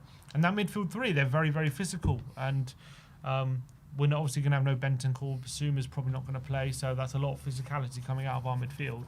So we're going to have to find another way to compete with them, and it's going to have to be through quality. When they're pressing us, when Decore's running at our midfielders, they're going to have to show their quality to get around them, and that's the only way to do it. And they can do it because they've shown they can do it, but right now it's difficult.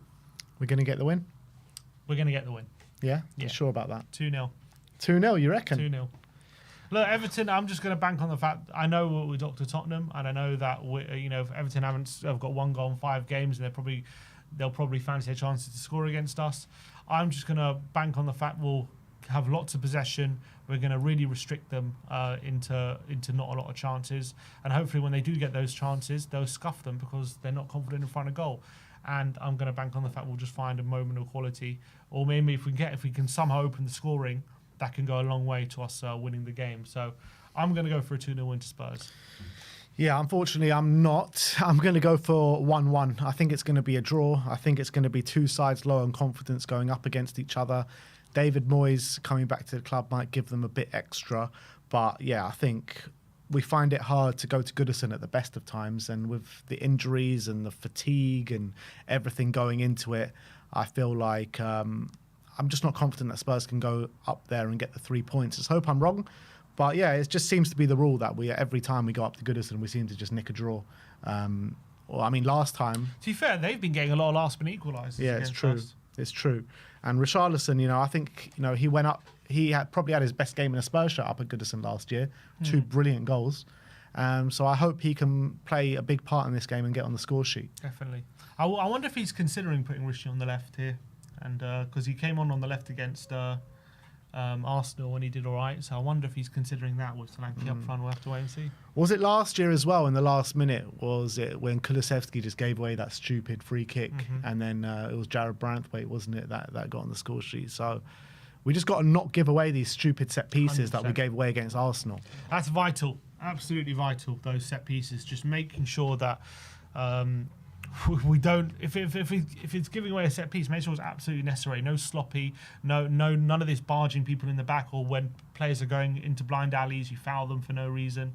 Just make sure you're just keeping your concentration, and that can go a long way to keeping them quiet.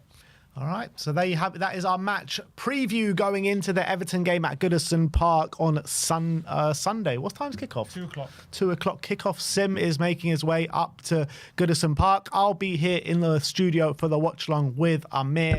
So very much looking forward to that. So come and join me on the watch long around 1:45 on Sunday. That is our preview. I'm going 1-1. Sim's going for a 2-0 win to Tottenham Hotspur. Let me know your score predictions in the comment section below. And next up, we are going to be reacting to some of your comments like we like to do every week now. We look at the most interacted comments with on the channel over the past week. And I think there's been some crackers this week, so let's get into it. Absolutely, yeah. Obviously, I'm sure everyone kept calm and didn't lose their heads after a North London derby loss. I'm sure all the comments were keeping calm. So we'll go into the first one. Go on, I think. Sun FK says, this fan base is embarrassing. They are fielding a bunch of kids that are playing every 3 to 4 days constantly and getting good experience, but you want instant success. It doesn't work like that. What does he mean by instant success, do you reckon? He thinks that the fan base think we should be winning the league. Is that what instant success is? Or is instant success actually just putting out a competent performance and winning a few games here and there? But we want more than that. We want consistent results. I mean, we are getting consistent results. Well, consistently good results. We are definitely getting consistent results at the moment. And all I ask for is to be competitive. Is that so much to ask for? Are we not competitive? No, we're not. We're losing every game. Yeah, but again, at very fine margins. That will not be competitive. we're not competitive would mean that we pick up results from time to time, at least. And we're not doing that. Liverpool in the cup. In the league. Southampton. In the league, what have we done? We've won 2 games in the last 2 months. Yeah, obviously we're And terrible in the league. in 2 months that we've played a lot of games. Here and there, there have been results here and there, just not in the league. The fan base is embarrassing that accepts these kind of results consistently. That's what's embarrassing. We don't accept these kind of results consistently, do we? Well, a lot of comments like that suggest that. You know, you make excuses for it every week. Yeah, because the situation we're in, but I'm saying down the years we haven't, have we? So it's not consistently. Usually we've demanded he be sacked, and they usually do get sacked at this point. Yeah, and I think what Ange has done in terms of the job he's done so far probably is deserving of the sack. I'm not sitting here saying, you know, I want him out right now. Is he? No? Huh? No, he's not. What? I thought you were flip-flopping again. Flip-flopping. I haven't flip-flopped. Well, I flip-flopped a little bit because I said Ange out, and after the Liverpool game I said I don't want him sacked now because of that Liverpool game. But like I keep saying, my opinions on Ange hasn't changed. You said we have to give him to the end of the season. Yeah, but my opinions on the job that Ange is doing hasn't changed. That Liverpool game changed my mind in terms of if he has to go right now.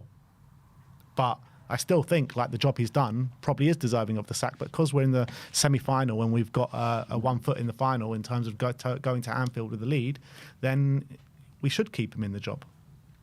But in terms of where my opinions are at with Ange and the job that he's doing, it's a bad job.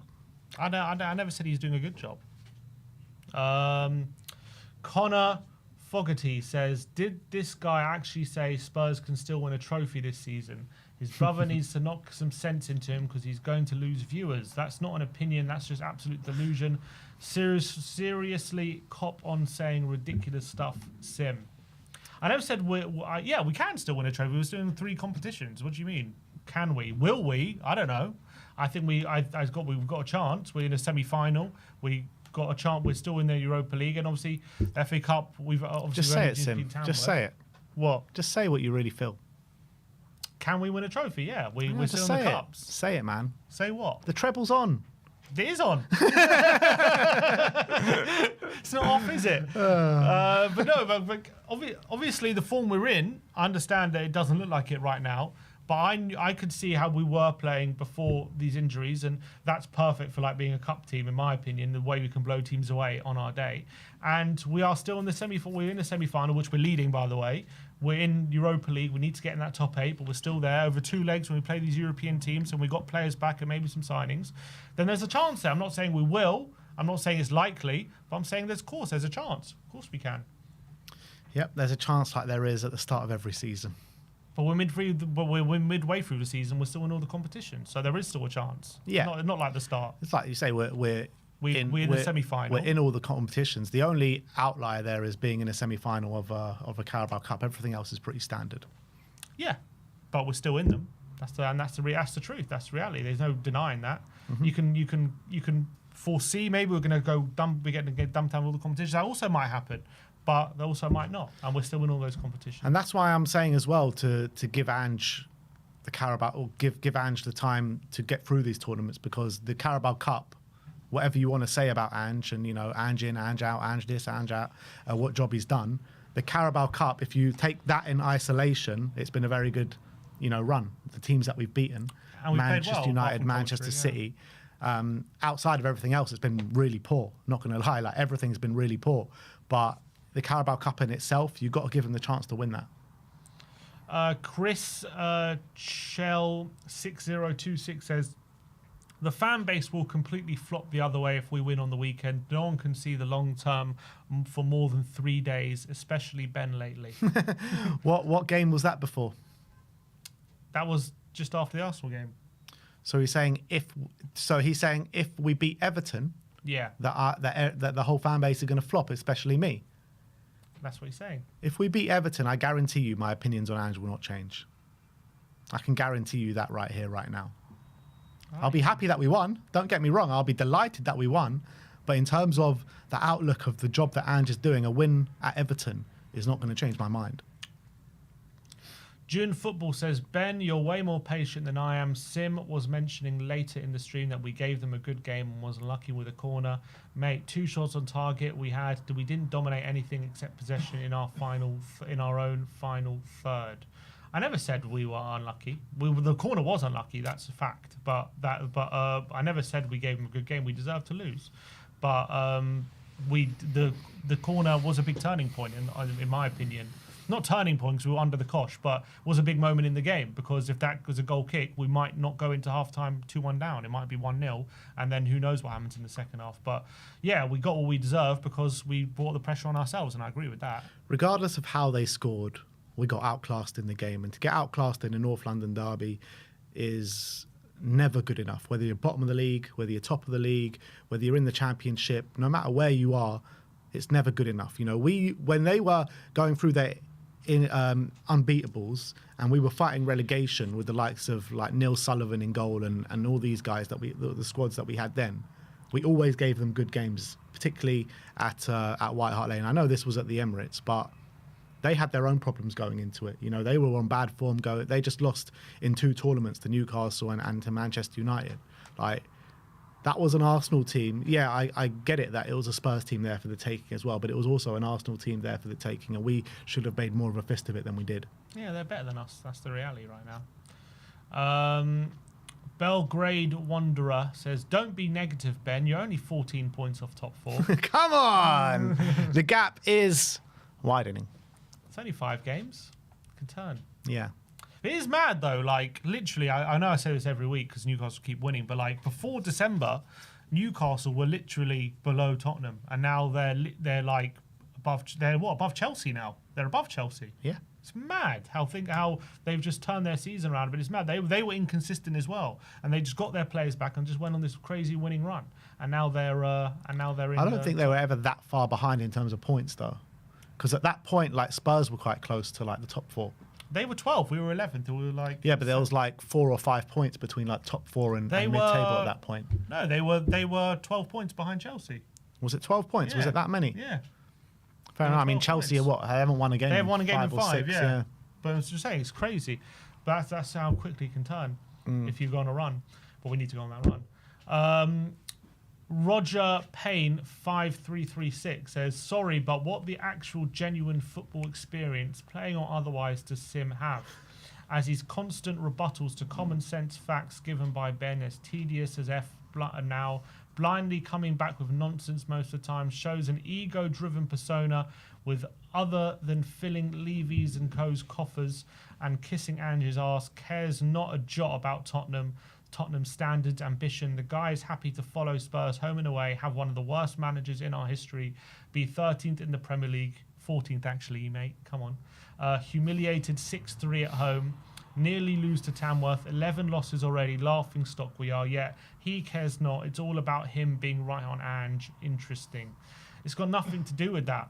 I've been very consistent. If Ange isn't the guy, I'm willing to part ways in the end of the season. I think we've embarked on a project, we've invested in it, and we should give it every chance to turn around. I understand that given our history and given how we've usually acted and given how Premier League boards usually act, they would have sacked him by now. And given that's the standard of how we set ourselves to sack a manager, that's the standard we set on. Based off that standard, he should be sacked, and that's how we've usually gone.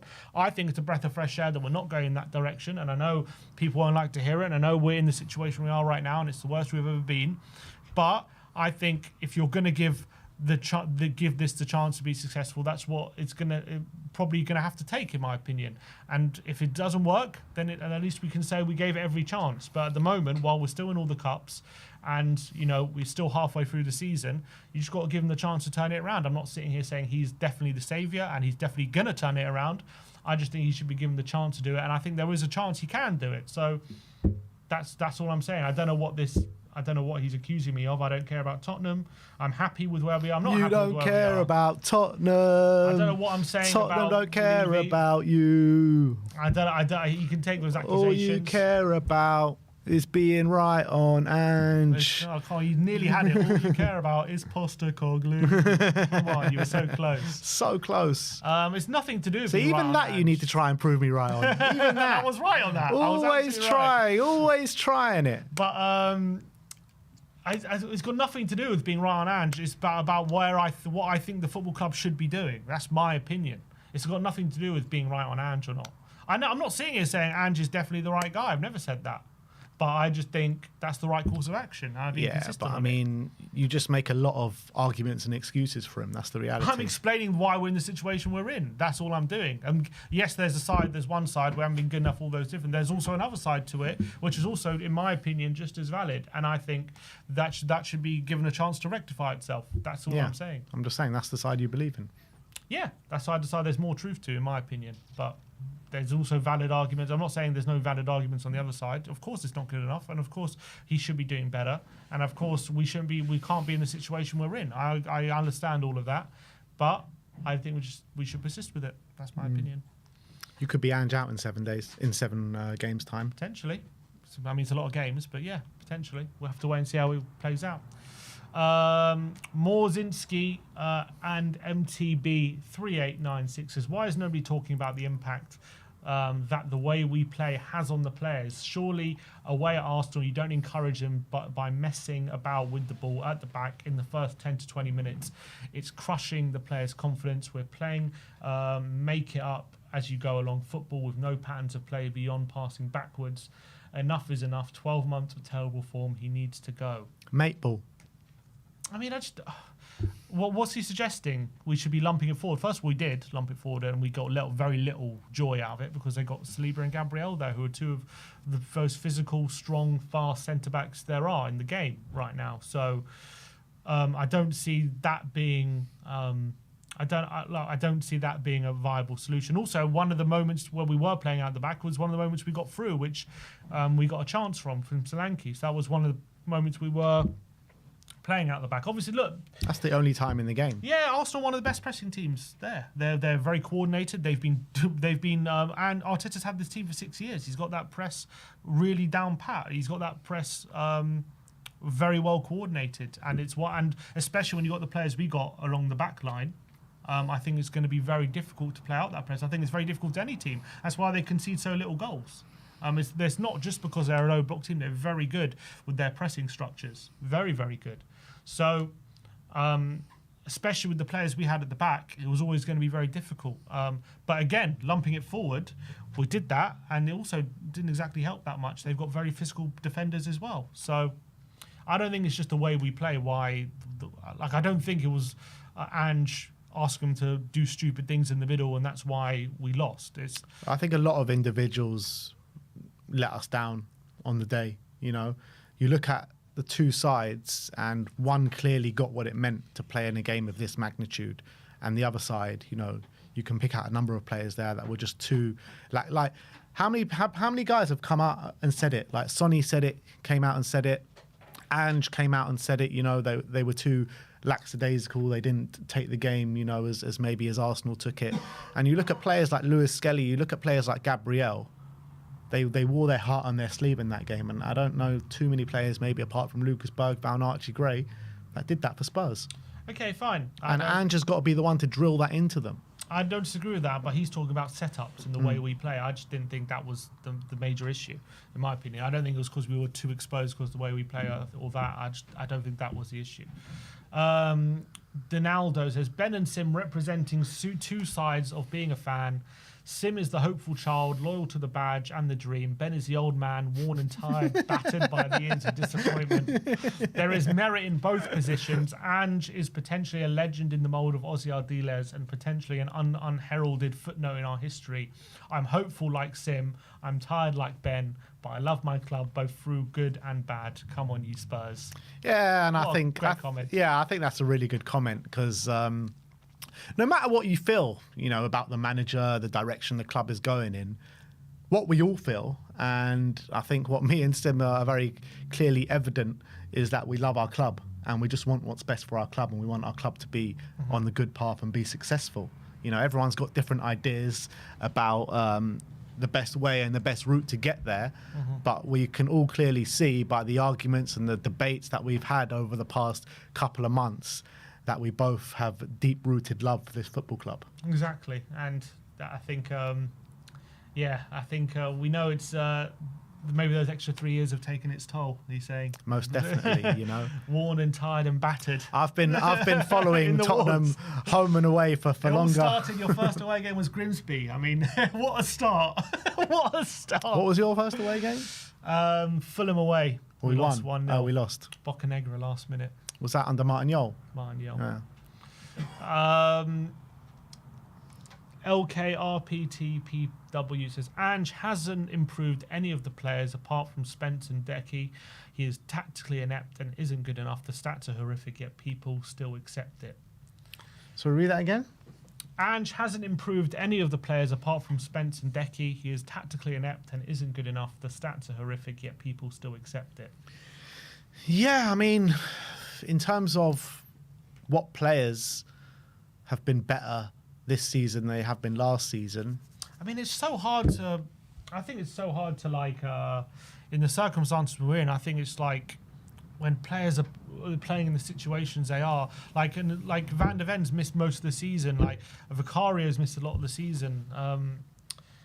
It's tough to say whether they would have been better if the situation would have been different. It's hard to say.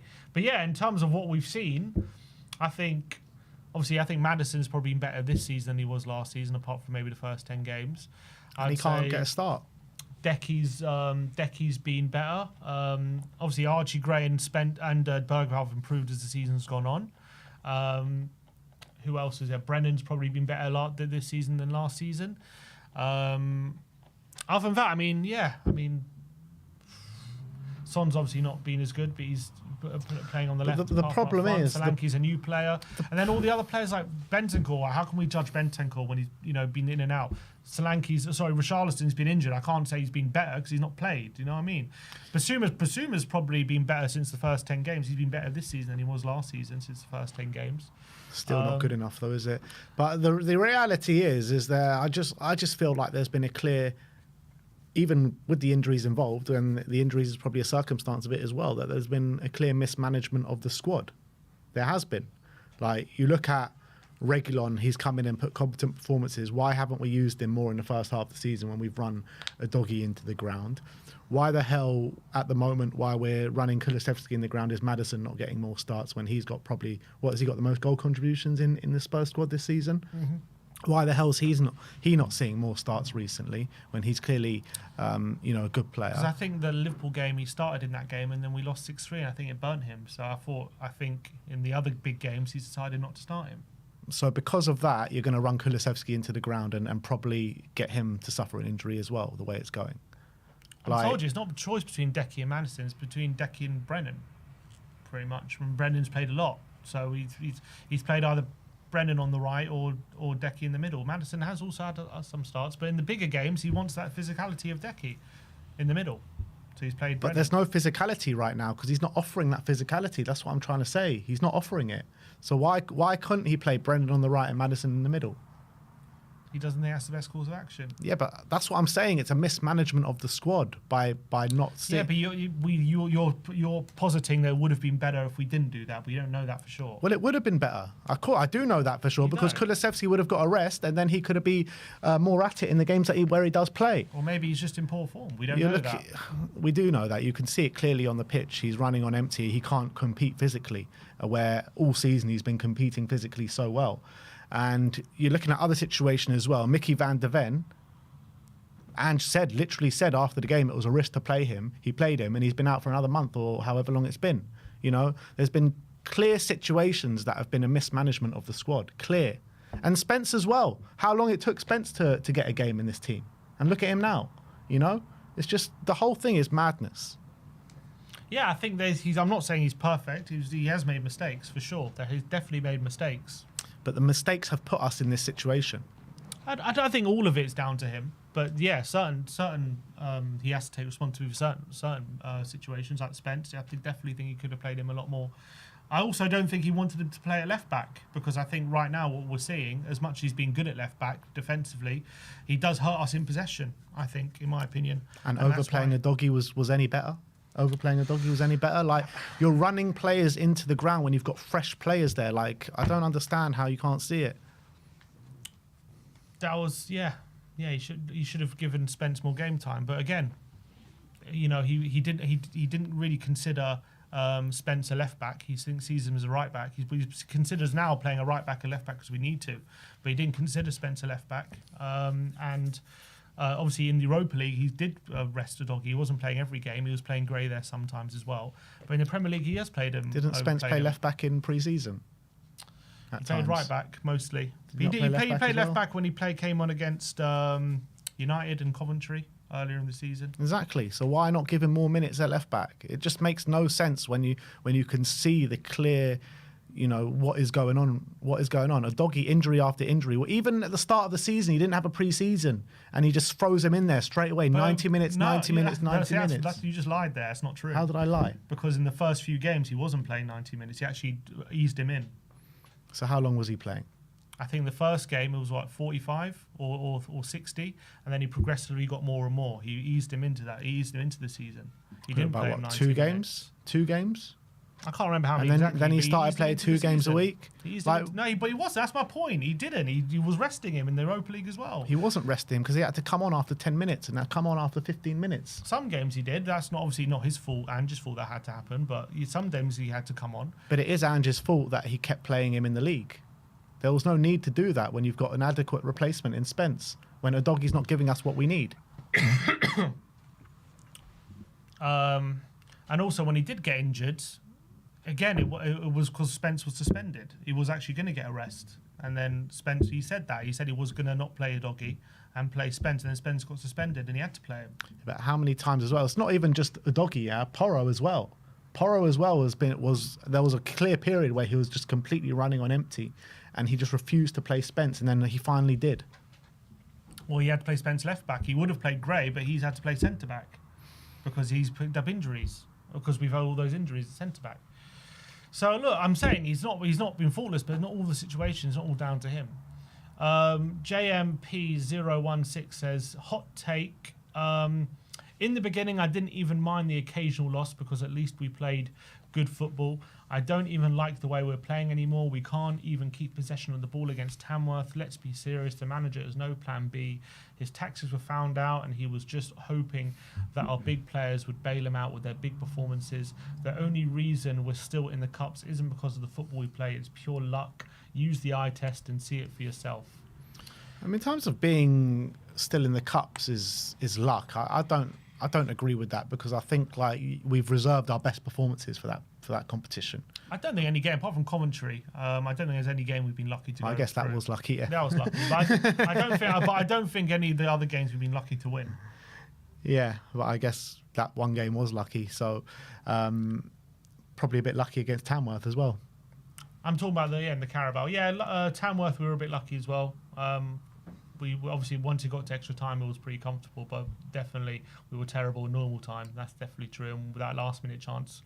But against Man City and against Manchester United, we deserve to go through for sure. And Liverpool, we deserve to win the first leg. Yeah. I don't think there's any doubt about that. So, in terms of I don't like the way we play anymore, yeah, I don't like it either, the way we're playing. I think definitely you can see over the last few weeks we're not being able to play the football that Ange wants. I think it's a combination of the injuries, the fatigue, and also the level of opposition we're playing is that we've been playing the top teams in the league in recent weeks. So it's been extremely difficult. Obviously, Newcastle wasn't a bad performance, but the other games we've really, really struggled to really get that level of performance that we want. I'm not saying I like it, but it's just what we have to go through at the moment until we get the players back. As I said, I don't see it changing until the situation changes, and that's just my opinion. But it's not just about playing the top teams in the league. The 5 games before that, yeah, we played decent sides, but we still didn't pick up points in the 5 games prior to that. And in that was losing to Ipswich at home. Yeah, that was also not good. But there was, obviously there was also beating Man City in there as well. Which is our only win in the last 10 games. And Southampton. Yeah, Southampton, yeah.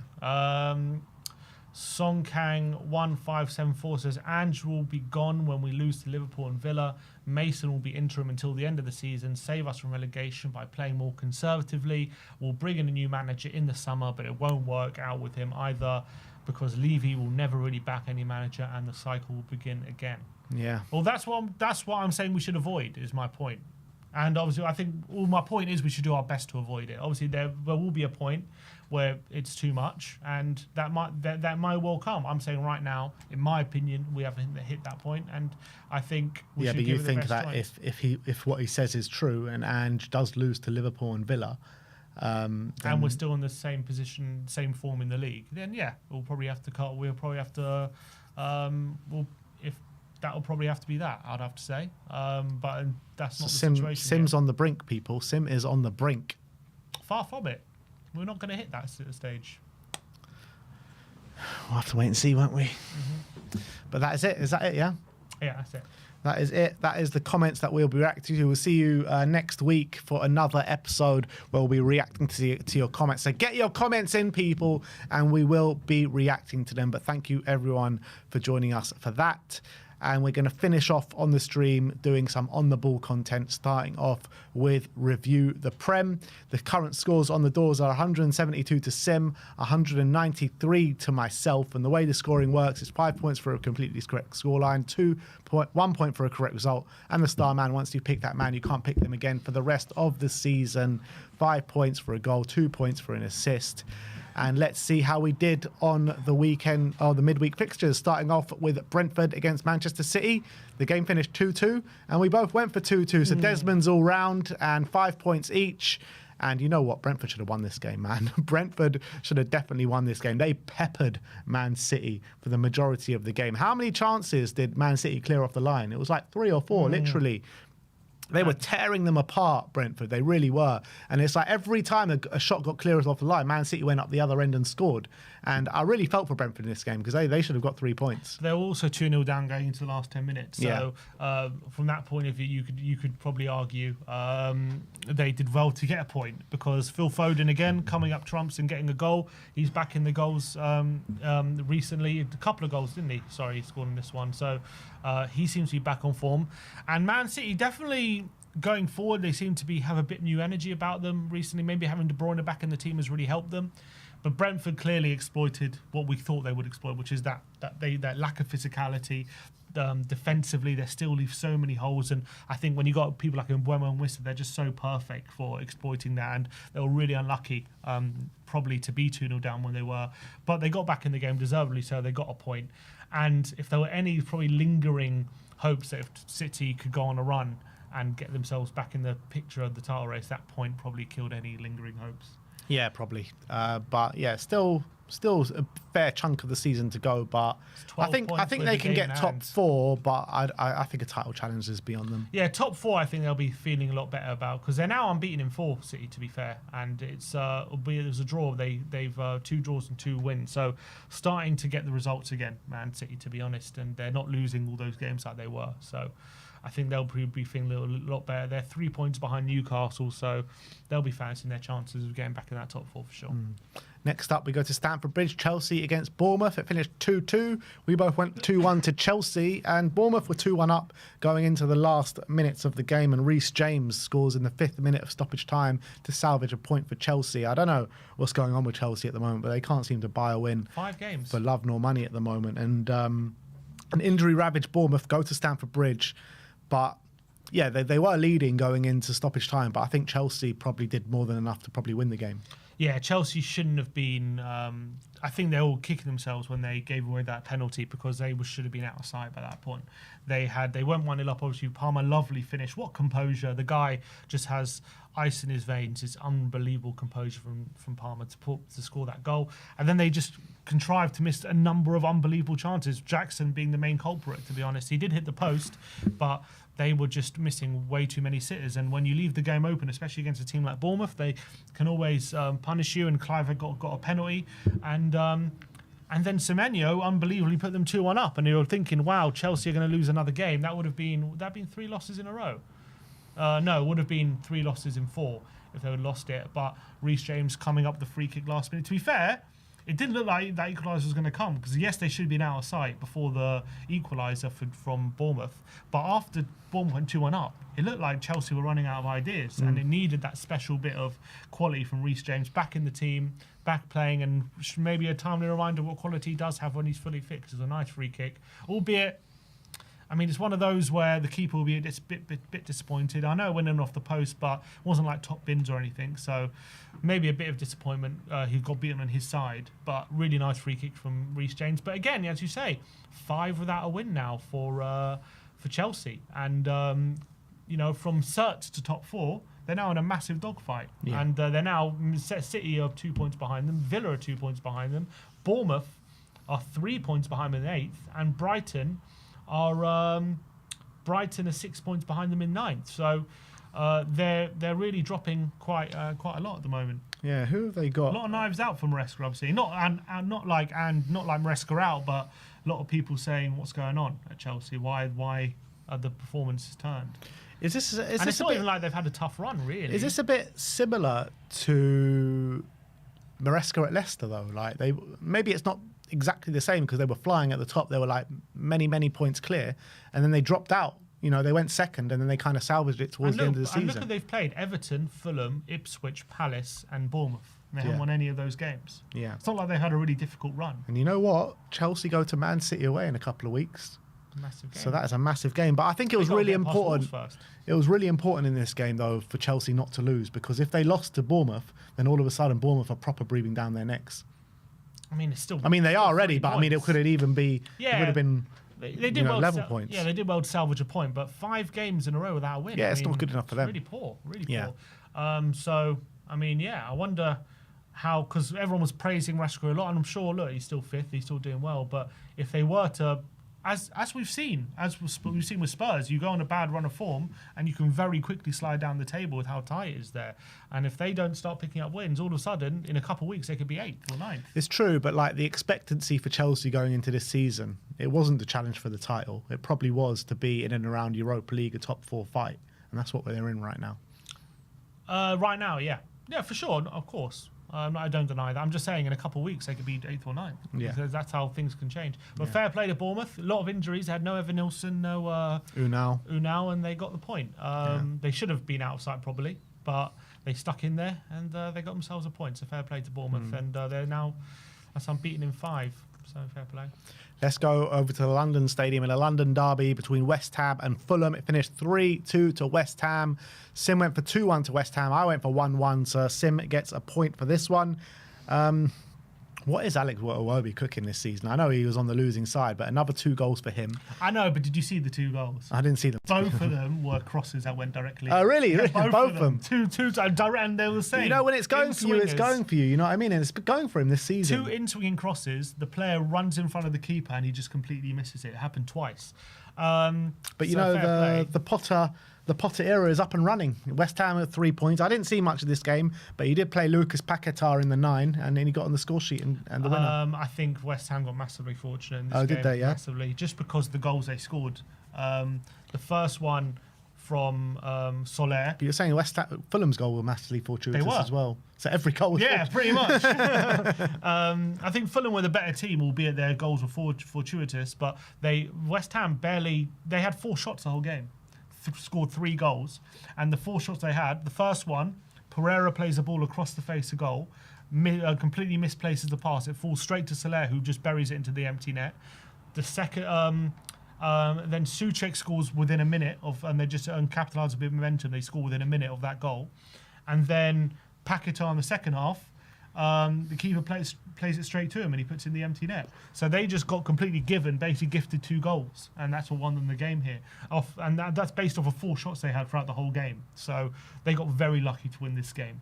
But Fulham as well, their 2 goals were lucky, and their quality wasn't great in the final third. And they should have probably scored more goals than they did. But they also have to take look. They had 21 shots, so they had a lot of shots and they had a lot of chances, but the quality wasn't really there in the final third, and they got very lucky with the goals they did score. So I guess they kind of, they only have themselves to blame, Fulham.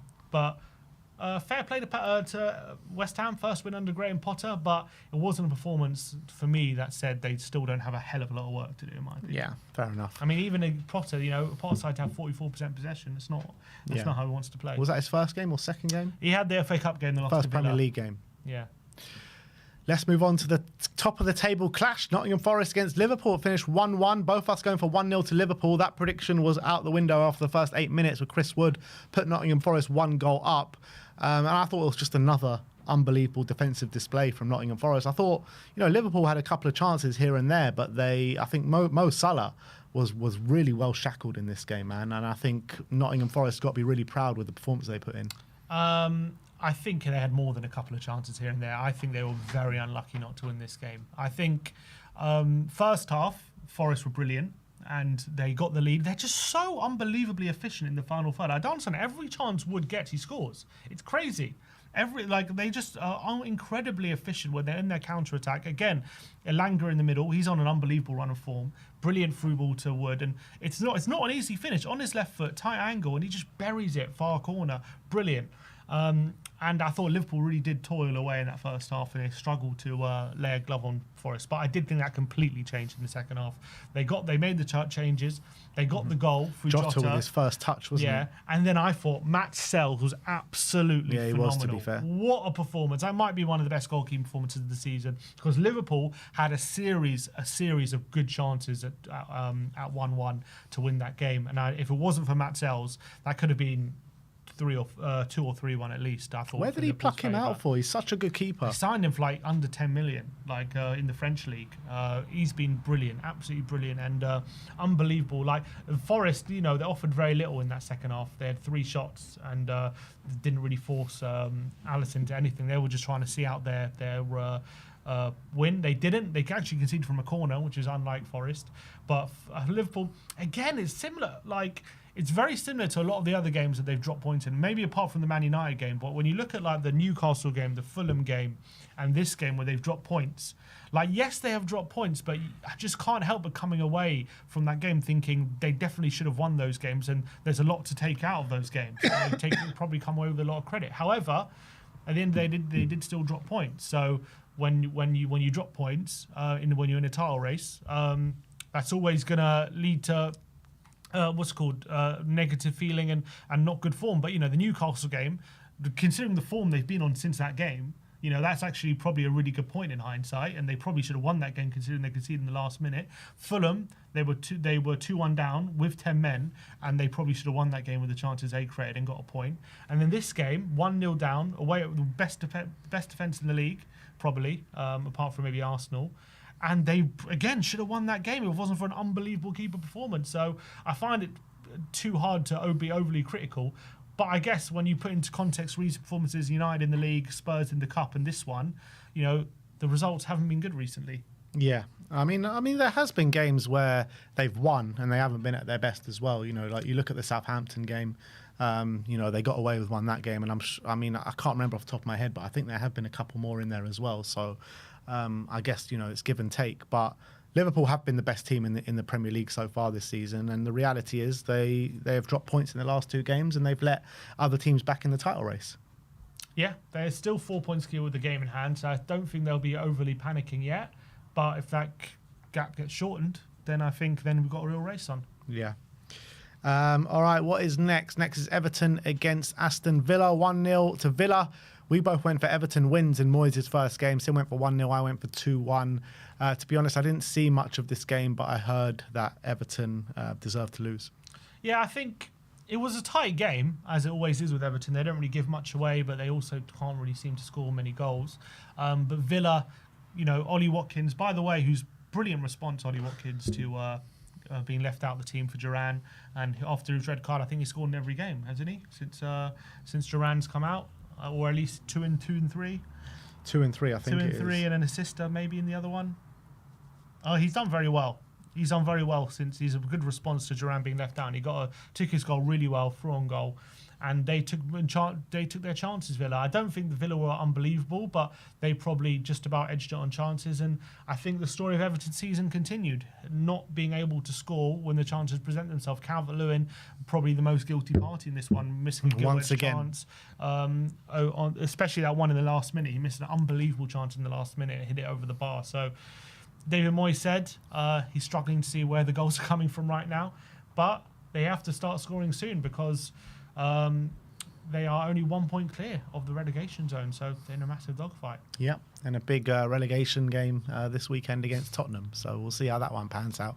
But let's move on to Leicester against Crystal Palace. It finished 2-0 to Palace. Sim went for 1-1. I went for 3-1 to Palace, so I gain a point in this game. And yeah, I mean, Palace, the train keeps rolling for them after like a disastrous start to the season. Leicester under Ruud van Nistelrooy have been pretty disastrous in terms of results. Yeah, and I believe Palace, I think that's 1 loss in 10 now, is it, in the Premier League? Yeah. So they're really doing a lot better, and I always felt that would happen. They've got the quality, and fair play to them. They're on good form, and they're not going to be involved in the relegation scrap, albeit they're level on points with Spurs. But if we're saying Spurs are relegation fodder, then maybe Palace are as well, but I don't think they are. But Leicester, yeah, they just can't. The difference can't. is that Spurs' results are not on the same trajectory as Palace's results. Yeah, it's fair. Leicester, yeah, so poor. They are very poor, aren't they? It seemed inevitable in this game they were going to lose, and it was Vardy missed a couple of chances early on. He was through on goal and should be scoring the chances presented to him, but when he doesn't put those away, it's always very difficult, and especially when they got the quality of Eze and Mateta and Sarr in the front line.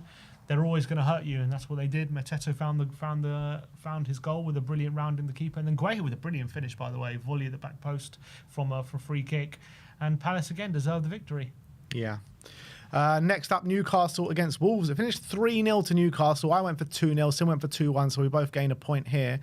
Look, it was a fairly convincing victory for Newcastle, but actually Wolves did have their chances, didn't they? They did. They did have their chances, and again, Cunha was guilty of missing one. I think of Strand Larsen hit the post at one point as well. So they definitely had some moments, Wolves. But I feel like Newcastle were always fairly confident that they were going to win this game. Always fairly comfortable. But especially at 3-0, actually, Wolves had a number of chances at 3-0 to make it 3-1, but the game was gone by then. I think Newcastle deserved the win, given the game state. I think they'll probably be comfortable. I mean, Wolves had chances, don't get me wrong, but it was one of those where you just felt like as soon as Newcastle scored, it was going to be difficult. Yeah, that is true, but I do think that 3-0 maybe put a bit of gloss on it for Newcastle. That's just Isaac, what I'm saying. another couple of goals. This guy is on fire, man. He is on fire. He's the best player in the Premier League right now. Yeah, he is. And, you know, nobody can touch him. 2 goals and an assist in a 3-0 win. Incredible. And Wolves from their point of view, back-to-back 3-0 losses now under the new manager against Forest and Newcastle. I know it's not easy games, but still 3-0. Still got a massive job on his hands, hasn't he? They're only outside the relegation zone on goal difference. Yeah. Let's go to the North London derby if we have to. 2-1 to Arsenal. Sim went for 2-2. I went for 3-2 to Spurs. As 0 points on the table for us. I mean, Spurs go 1-0 up against the run of play after 25 minutes, and by half time, Spurs are 2-1 down, and we just couldn't claw our way back into the game. I thought, you know, Arsenal were the much better side.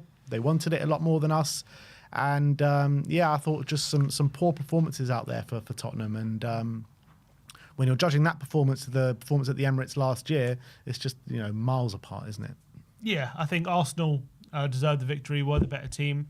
What I would say is, obviously, they did definitely get a massive slice of luck with the corner, which obviously shouldn't have been given, and then it comes to an own goal. So very unfortunate for Spurs on that point of view, but they just didn't really have an answer to what Arsenal's defence had throwing at them, essentially. Spurs were trying to break them down, but never really got anywhere close to doing so. The closest they got on was a shot from Porro, which was never going in that second half in the last minute, and Arsenal were pretty comfortable.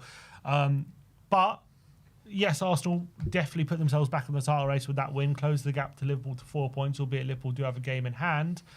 But especially on the evidence of what I was seeing in that game, that front line, if they're going to play like that while Saka's out, I mean, they've also shown the plenty to drop points while he's been out so far. But if that front line is going to play like that in other games against better back lines than what we offered in that game, I think they are going to struggle, and I think that front line definitely did lack quality, in my opinion. So as much as it was a good win in the derby, fair play to Arsenal, they deserved it, and they are back in the title race, but I still think there's massive question marks about that front line. If they don't recruit anyone in the front line, I see more drop points upcoming for them. I agree with you, but I think the thing that they have in their back pocket that will see them through games is their set pieces. That's the reality. I mean, they're the best set piece team in the league. Gabriel was such a monster, attacking those set pieces, and they do have that as well as their. The forward line is poor, no getting away from it, and they will drop points. And I don't think they're going to win the league, but they will get through some games just by those set pieces. Yeah, they'll be. I think they'll be our Liverpool's biggest challengers. Don't get me wrong, and they might even run it fairly close, but I just don't think they'll win it because I just don't think there's enough quality in that front line. I agree. Next up is Ipswich against Brighton. Sim went for 2-0 to Ipswich. I went for 2-2. It did finish 2-0 to Brighton. Brighton's first win since November, which is crazy to think about. Which is crazy to think. They first win in 9, and they're still 6 points outside the top 5. They are outside of top 4. They're 6 points up behind Chelsea, which is mad to think about. Like, they haven't won since November in 9 games, and they're still like that close to like the European positions. It's mad. But I thought they did deserve to win this game. I thought Ipswich offered little next to nothing, to be honest, and it wasn't the greatest game. Yeah, I thought first half was a bit closer. Liverpool had a couple. Ipswich had a couple of moments which the Brighton keeper Verbruggen had to save, but Brighton was still probably the better team. And then once they got that goal, Matoma broke the deadlock. Nice finish. And I actually thought, I was watching the game and I thought as soon as they got that goal, it was actually all Brighton. Ipswich never looked like getting back in that game, and that's got to be a bit of a concern considering did really well to get that win against Chelsea, and then followed up with the draw. Where did they draw to? Was it? They got a decent draw, wasn't it, against Fulham, away to Fulham. And you're like, okay, are they building a bit of momentum? And then I just thought they were really flat in this game. And Delap offered very little. It seems as though, again, they tried to do the whole Delap one-man army thing up front, and Brighton just dealt with it a lot more comfortably than Chelsea did. That was the truth. And look, it's going to be difficult. They're still only in the relegation zone on goal difference. And look, Wolves and Everton are not exactly playing well at all. So they'll still feel like they've got a fighting chance, but yeah, it's a bit of a blow considering they built a bit of momentum off the back of the couple of results to put in a performance like that. Let's move on to the last game of the midweek, and it was Manchester United 3, Southampton 1. Sim went for 2-0, as did I, so we both get a point on the board for this one. I mean, Southampton go 1-0 up, and it should have been more, man. It really should have been more. Southampton battered them in that first half. They really did. Man United weren't at the races. Southampton were really impressive. But I did feel with the second half came, Man United it just kind of switched, didn't it? It completely switched. And I did feel like by the end of the game, Man United did enough to win it. Probably. I mean, considering they should have been at least 2 down in the first half, that's never really a great position to be in against Southampton. And Onana really kept them in the game. It was crazy what I was watching. I thought Sulemana, every time he got the ball, burning past Yoro, and they just had no answer to it. They just basically had to hope he missed, essentially, and that's what they did. It was the first game, really, that we've seen like Yoro come under real pressure like that, isn't it? Yeah, and he buckled, really. I thought Sulemana just beat him always. I know Sulemana's a really quick player, but still, how he struggled was a bit worrying. But they didn't take full advantage of it. Onana made the saves, and when you do that, it's always likely United would get back in the game. But what I would say is, again, Anthony had that big chance, didn't he? When he unbelievable open goal miss. How has he missed that, by the way? He just he slid in to the back post where he didn't need to. He just had to stand up and tap it in, and it was shocking from him, shocking from Anthony. He missed it, and then I thought they did actually struggle. They toiled a bit up until the last 10 minutes, and then Diallo just came alive. Hat-trick for him, a brilliant hat-trick. He just took Southampton to the sword. He pretty much said, I'm going to win this game on my own, and that's exactly what he did. You know, like this guy, it seems like Amad Diallo, if he's not scoring, nobody's scoring for Manchester United. I thought Højlund was really bad in the first, 50, 55 minutes he was on the pitch. Xerxes came on, and he did offer something a lot more than what Højlund did. Not maybe a threat on goal, but just that kind of link-up play and being able to bring other players into play. So I think that's probably the way that they should go with Xerxes up front instead of Højlund, because Højlund's just, every time I watch him play, he just offers nothing. Yeah, literally really offers nothing. But Amad Diallo is the X factor to them. Hat-trick on the day, clutch against Manchester City a few weeks ago as well. So, I mean, he's the one that's really coming up trumps for them. Yeah, I think United will probably thanking their lucky stars. It was Southampton they were facing, because they probably would have been beaten by most other teams in the league on on that first half performance, but they didn't, and they got through it. And yeah, Amad Diallo turning into a bit of a star for them in recent weeks. Brilliant little player.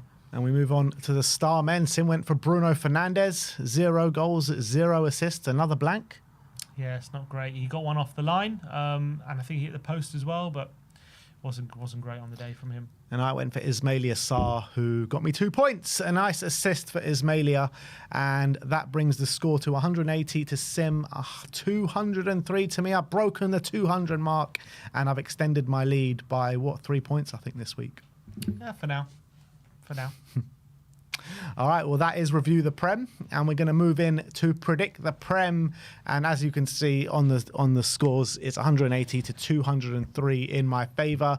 Let me just remind you of how the scoring works. It's 5 points for a completely correct scoreline, 1 point for correct result on the star man. Once you pick that man, you can't pick them again for the rest of the season. 5 points for a goal, 2 points for an assist. And let's see what we've all predicted this weekend. Starting off at Newcastle 2, Bournemouth 0 is the prediction from both of us. Yeah, I think Newcastle are just riding a wave at the moment. I can't see them not winning this game. I know Bournemouth got a really good point away at Chelsea. I think they probably should have lost that game. And again, no Evan Nilsson, no Unal, no striker. How are they going to compete against that real strong backline of Newcastle? Shah might be back for this game as well.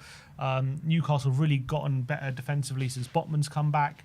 So I think Bournemouth might come up trumps here. I might come unstuck here. And I think Newcastle, with Isaac and Gordon in the form they're in, I think they're just going to win the game. Yeah, I completely agree. I can't see anything but a Newcastle win, particularly with the injuries that Bournemouth have. I thought they came under increasing pressure from Chelsea that couldn't take advantage. Well, Isaac is going to take advantage against this Bournemouth side. So 2-0 to Newcastle. Next up, we're going to go to the G-Tech. It's Brentford against Liverpool. I've gone for 2-1. Sim's gone for 3-1. I can see a bit of a close encounter here. Liverpool have a few injury problems going into it in the forward line. Jota, I think, has been suffering. I think Diaz as well has been suffering from illness, albeit I think he did train today. Rumours that Darwin Núñez is going to start this game. Salah not on the greatest form over the last couple of games, but I do think they will find the quality and the gaps that Brentford will leave. But I think Brentford can hurt Liverpool going the other way as well. So I think Liverpool will get over the line, 2-1 win. I think it'll be 3-1. I think Brentford just have too many injuries in the back line. I do think it's been hurting them, those in the back line. And I think Liverpool, the firepower they have will just be too much. And I think Brentford will obviously, with Mbeumo and Wissa, I'm sure they'll cause Liverpool trouble, but I think Liverpool will just be too much. In the end, it'll be 3-1. Yeah, and I think it is a hard place to go, the G. But Brentford of recent weeks at home, though, they are kind of dropping a lot of points, aren't they? Yeah, obviously got a good point against City, but they haven't won there now in 3 games, I think. Is that right? 3 games? I think Forest. Is it 3 losses in a row as well? Arsenal, Forest and City, I think. Big games, though, isn't it? Well, City drew. Drew against City. It's their biggest test, though. Yeah, but this is also another big game. Yes, yeah, that's what. Yeah, I know. That's why I predicted them to lose. Next up, what are we going to? Leicester against Fulham. We've both gone for the exact same scoreline again in 2-1 to Fulham. Yeah, I think Leicester against a very clever tactical kind of Fulham side.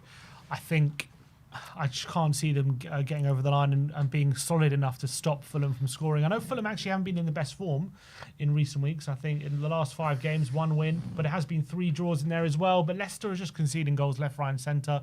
I don't think Ruud has changed much for them at all, really. I don't think they've become any more solid defensively. I just can see them being opened up. And I think Vardy might get on the score sheet, but I think Fulham will end up winning the game 2-1. Next up is West Ham again. No explanation? Oh, yeah, 2-1 to Fulham. I just think Fulham are the better and more competent team going into the game. I think Leicester, they're just, 6 losses, 5 losses in a row? Need I say more? Fulham and Marco Silva have impressed me so much this season. And with the likes of Iwobi stepping up, you've got Raul Jimenez, who's been really good this season. So I just feel like Fulham just have so much more about them than this Leicester side. So I think they go to the King Power and take the 3 points, 2-1. West Ham against Crystal Palace. Finally, we've got a different result here. Sim's gone for 1-0 to Crystal Palace. I've gone for 2-2 here. I think... I do think now with Graham Potter in charge of this West Ham side, yes, they've got a lot of injuries in the front line, But I just feel like with the way that Graham Potter likes to play his football, I think you're going to see a lot of high-scoring games now for West Ham, where they're going to score a lot but concede a lot as well. And I think they're going to leave gaps open. And I think Crystal Palace are the perfect side to exploit that with the threats that they have in the transition and on the counter-attack. And I feel like it's going to be a bit of a ding-dong battle. So I've gone for 2-2. Yeah, I think 1-0 Palace. I think Palace are in really good form at the moment. They've only won defeated 10. They're not conceding as many goals as they were at the beginning of the season. And I think West Ham, considering the injuries, I just look at the firepower and I do think they'll struggle to break down a very resilient Palace side who can defend really well on their day and have a really strong unit. I know Shalabar's been recalled, which is a massive blow, and you got to feel for him because he's having a great season, and they've just recalled him. And and who knows how much he'll actually play at Chelsea. When they actually left him out of their pre-season talks, they wanted to get rid of him so bad, and now they've recalled him. So I feel bad for him, but I think Palace, unit-wise, is strong enough to go there and get a clean sheet. And I just think those injuries in the front line for West Ham will just hamper them too much. So I've gone for a 1-0 win to Palace here. All right, Arsenal against Aston Villa. Sim's gone for my classic Arsenal scoreline in 1-1. I've gone for Arsenal just to edge it out in a 2-1 win. Yeah, I think Villa are going to go there and get a point. I think Arsenal, the front line, I'm just not seeing the quality at the moment. That's really going to take a much better Villa backline than Spurs' current backline is at the moment. And I think they're going to struggle to... We saw what Emery did at the Emirates last season, did a real amazing job on them. And I can see them doing something similar in this game, going to be very resolute.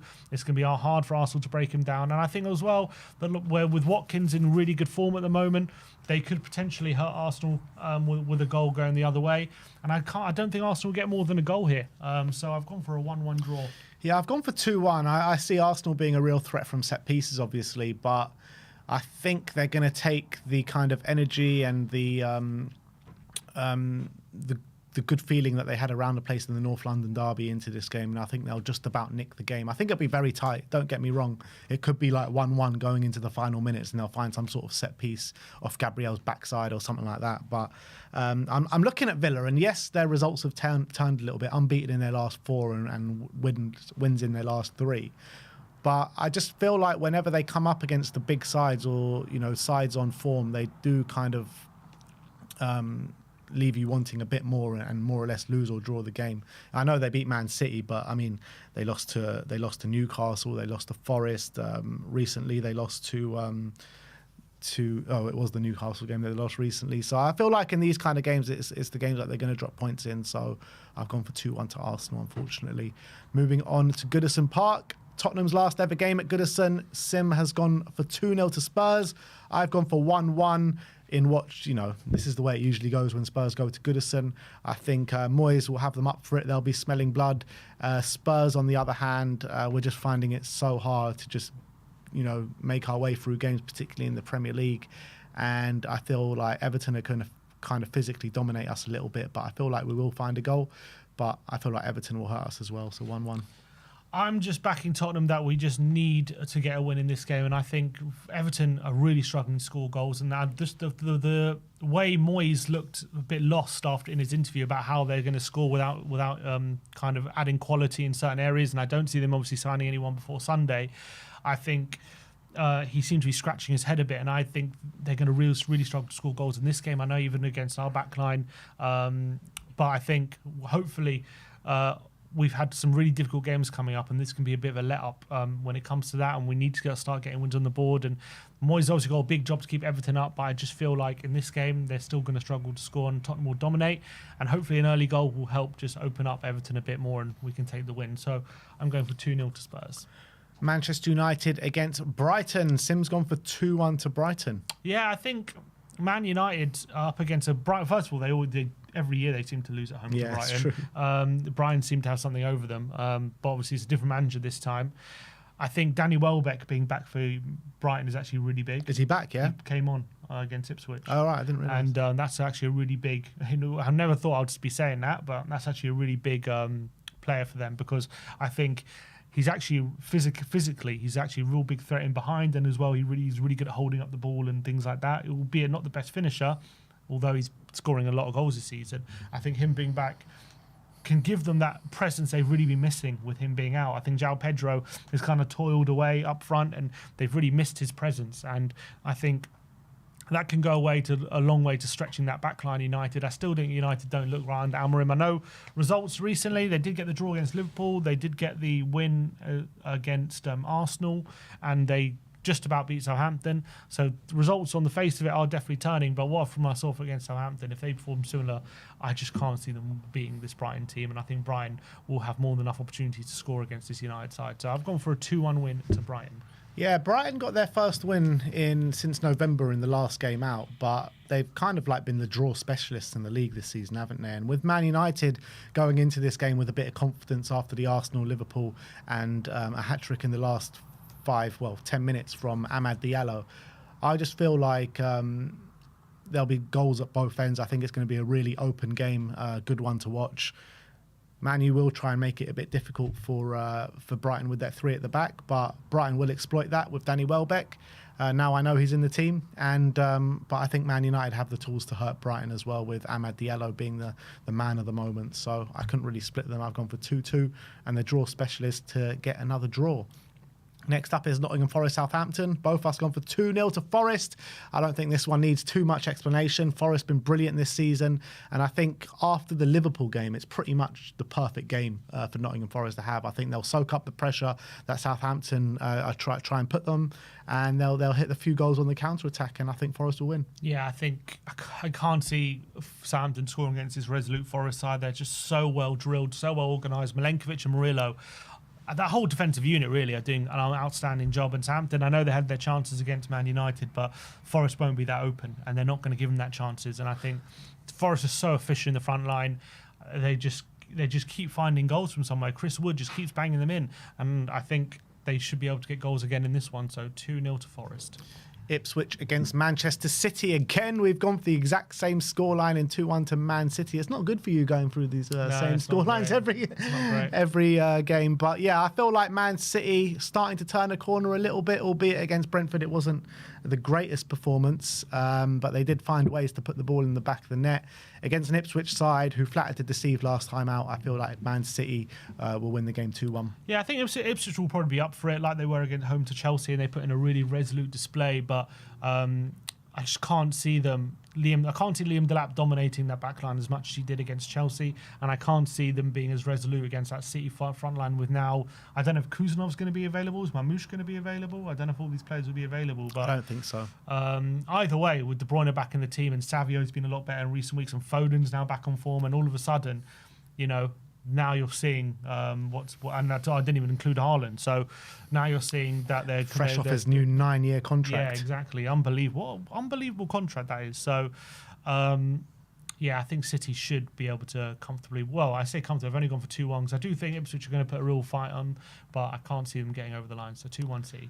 That's the biggest contract in footballing history, I believe. 9 years, 500 grand a week or something. Mad. I thought they put limits on contracts. Is that just for signings? Yeah, I don't know. But anyone who kind of said he's not going to be staying at City for long. Look at that. Unbelievable. That takes him to what? Till he's like 33 or something? Something like that. I don't know. He's still so young. It's mad, isn't it? Was he 24? 23, 24? Well, he signed at... Yeah, maybe he is 24 now. But still, it's mad. He's going to be golden. How many golden boots do you reckon he's going to get in the next 9 years? At least 4 or 5. It's going to be mental. Yeah, is he breaking Shearer's record? If he's here for 9 years, I think so. He's already what? What's he on? He's over 100 already or not? How many seasons has he been here? This is currently his third, and he got 37 in his first. Not 100 yet, but he got 37. He got 30 last year or something. He got 20. I think it was like 27, 26 was it last year, which is already like that's what 70 or something, 60. And so this season he's already what 15. By next season he'll be on 100. Crazy. He'll definitely break it. What's Shearer? 260 or 260. something. Yeah. All right, let's move on to Stamford Bridge. Chelsea against Wolves. Sim's gone for 2-0 to Chelsea. I've gone for 2-2 here. I can see Wolves heaping some more misery on Chelsea. They are creating chances, but they're just not being clinical enough. And I see them getting some goals. But then again, you look at the Wolves attack with Cunha and Strand Larson, Hwang as well, who's been able to put the ball in the back of the net. I see Wolves hurting Chelsea a little bit here. So I've gone for 2-2. Oh, for 2-0 Chelsea. I think they'll break their win this run here. I think at home, I know they drew last game to Bournemouth, and they also they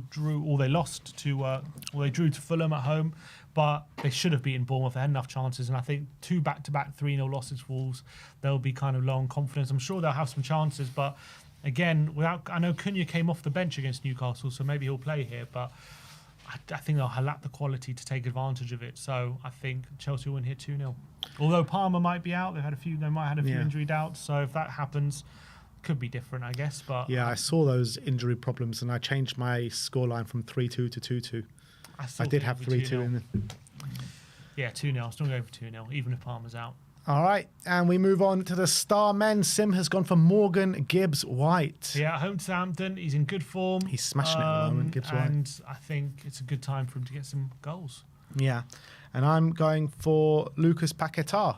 I think Palace. Yeah, Palace at home. I know it's one from outside the box, but I just feel like with Graham Potter, I just feel like West Ham will get a few goals, even against the Palace side, who are fairly resolute. But they're at home. I'm not backing them because I don't like West Ham very much. But I do think that he can get a couple of goals, albeit I don't think they're going to win the game. And Paquetá started in the 9th for them, so he's going to be their striker. And obviously he'll be on penalties as well. So if they get a penalty, he'll be the one taking it. Yeah, so 2-2. Yeah, and 2-2 as well. So he's a man on form. So there you have it. That is Predict the Prem this week. Let us know who you think is going to come out on top. Let us know your predictions in the comment section below as well. And I think that will be that for us today. Is there a couple of comments here? Yeah, there is actually. Brian Daigle with the super chat. Brian. He says, Buzzphrase bingo has seen enter the conversation today, Simeon. Buzzword phrase bingo is what these windows are all about. So much fun. We need to get a bingo card. And Ben Kaufman, member for 41 months, and he says, big up boys, 41 months has flown. And it wouldn't be the same without you, Ben.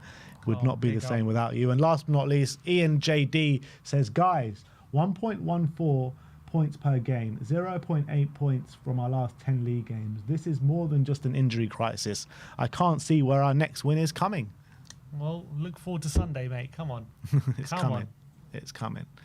But yeah, that is it from us today. We'll see you all on Sunday, match day. Sim will be obviously up at Goodison. I'll be here in the studio with you guys, so come and tune into the watch along. And thank you everyone for joining us today. Like, subscribe and comment. And as always, come on you Spurs.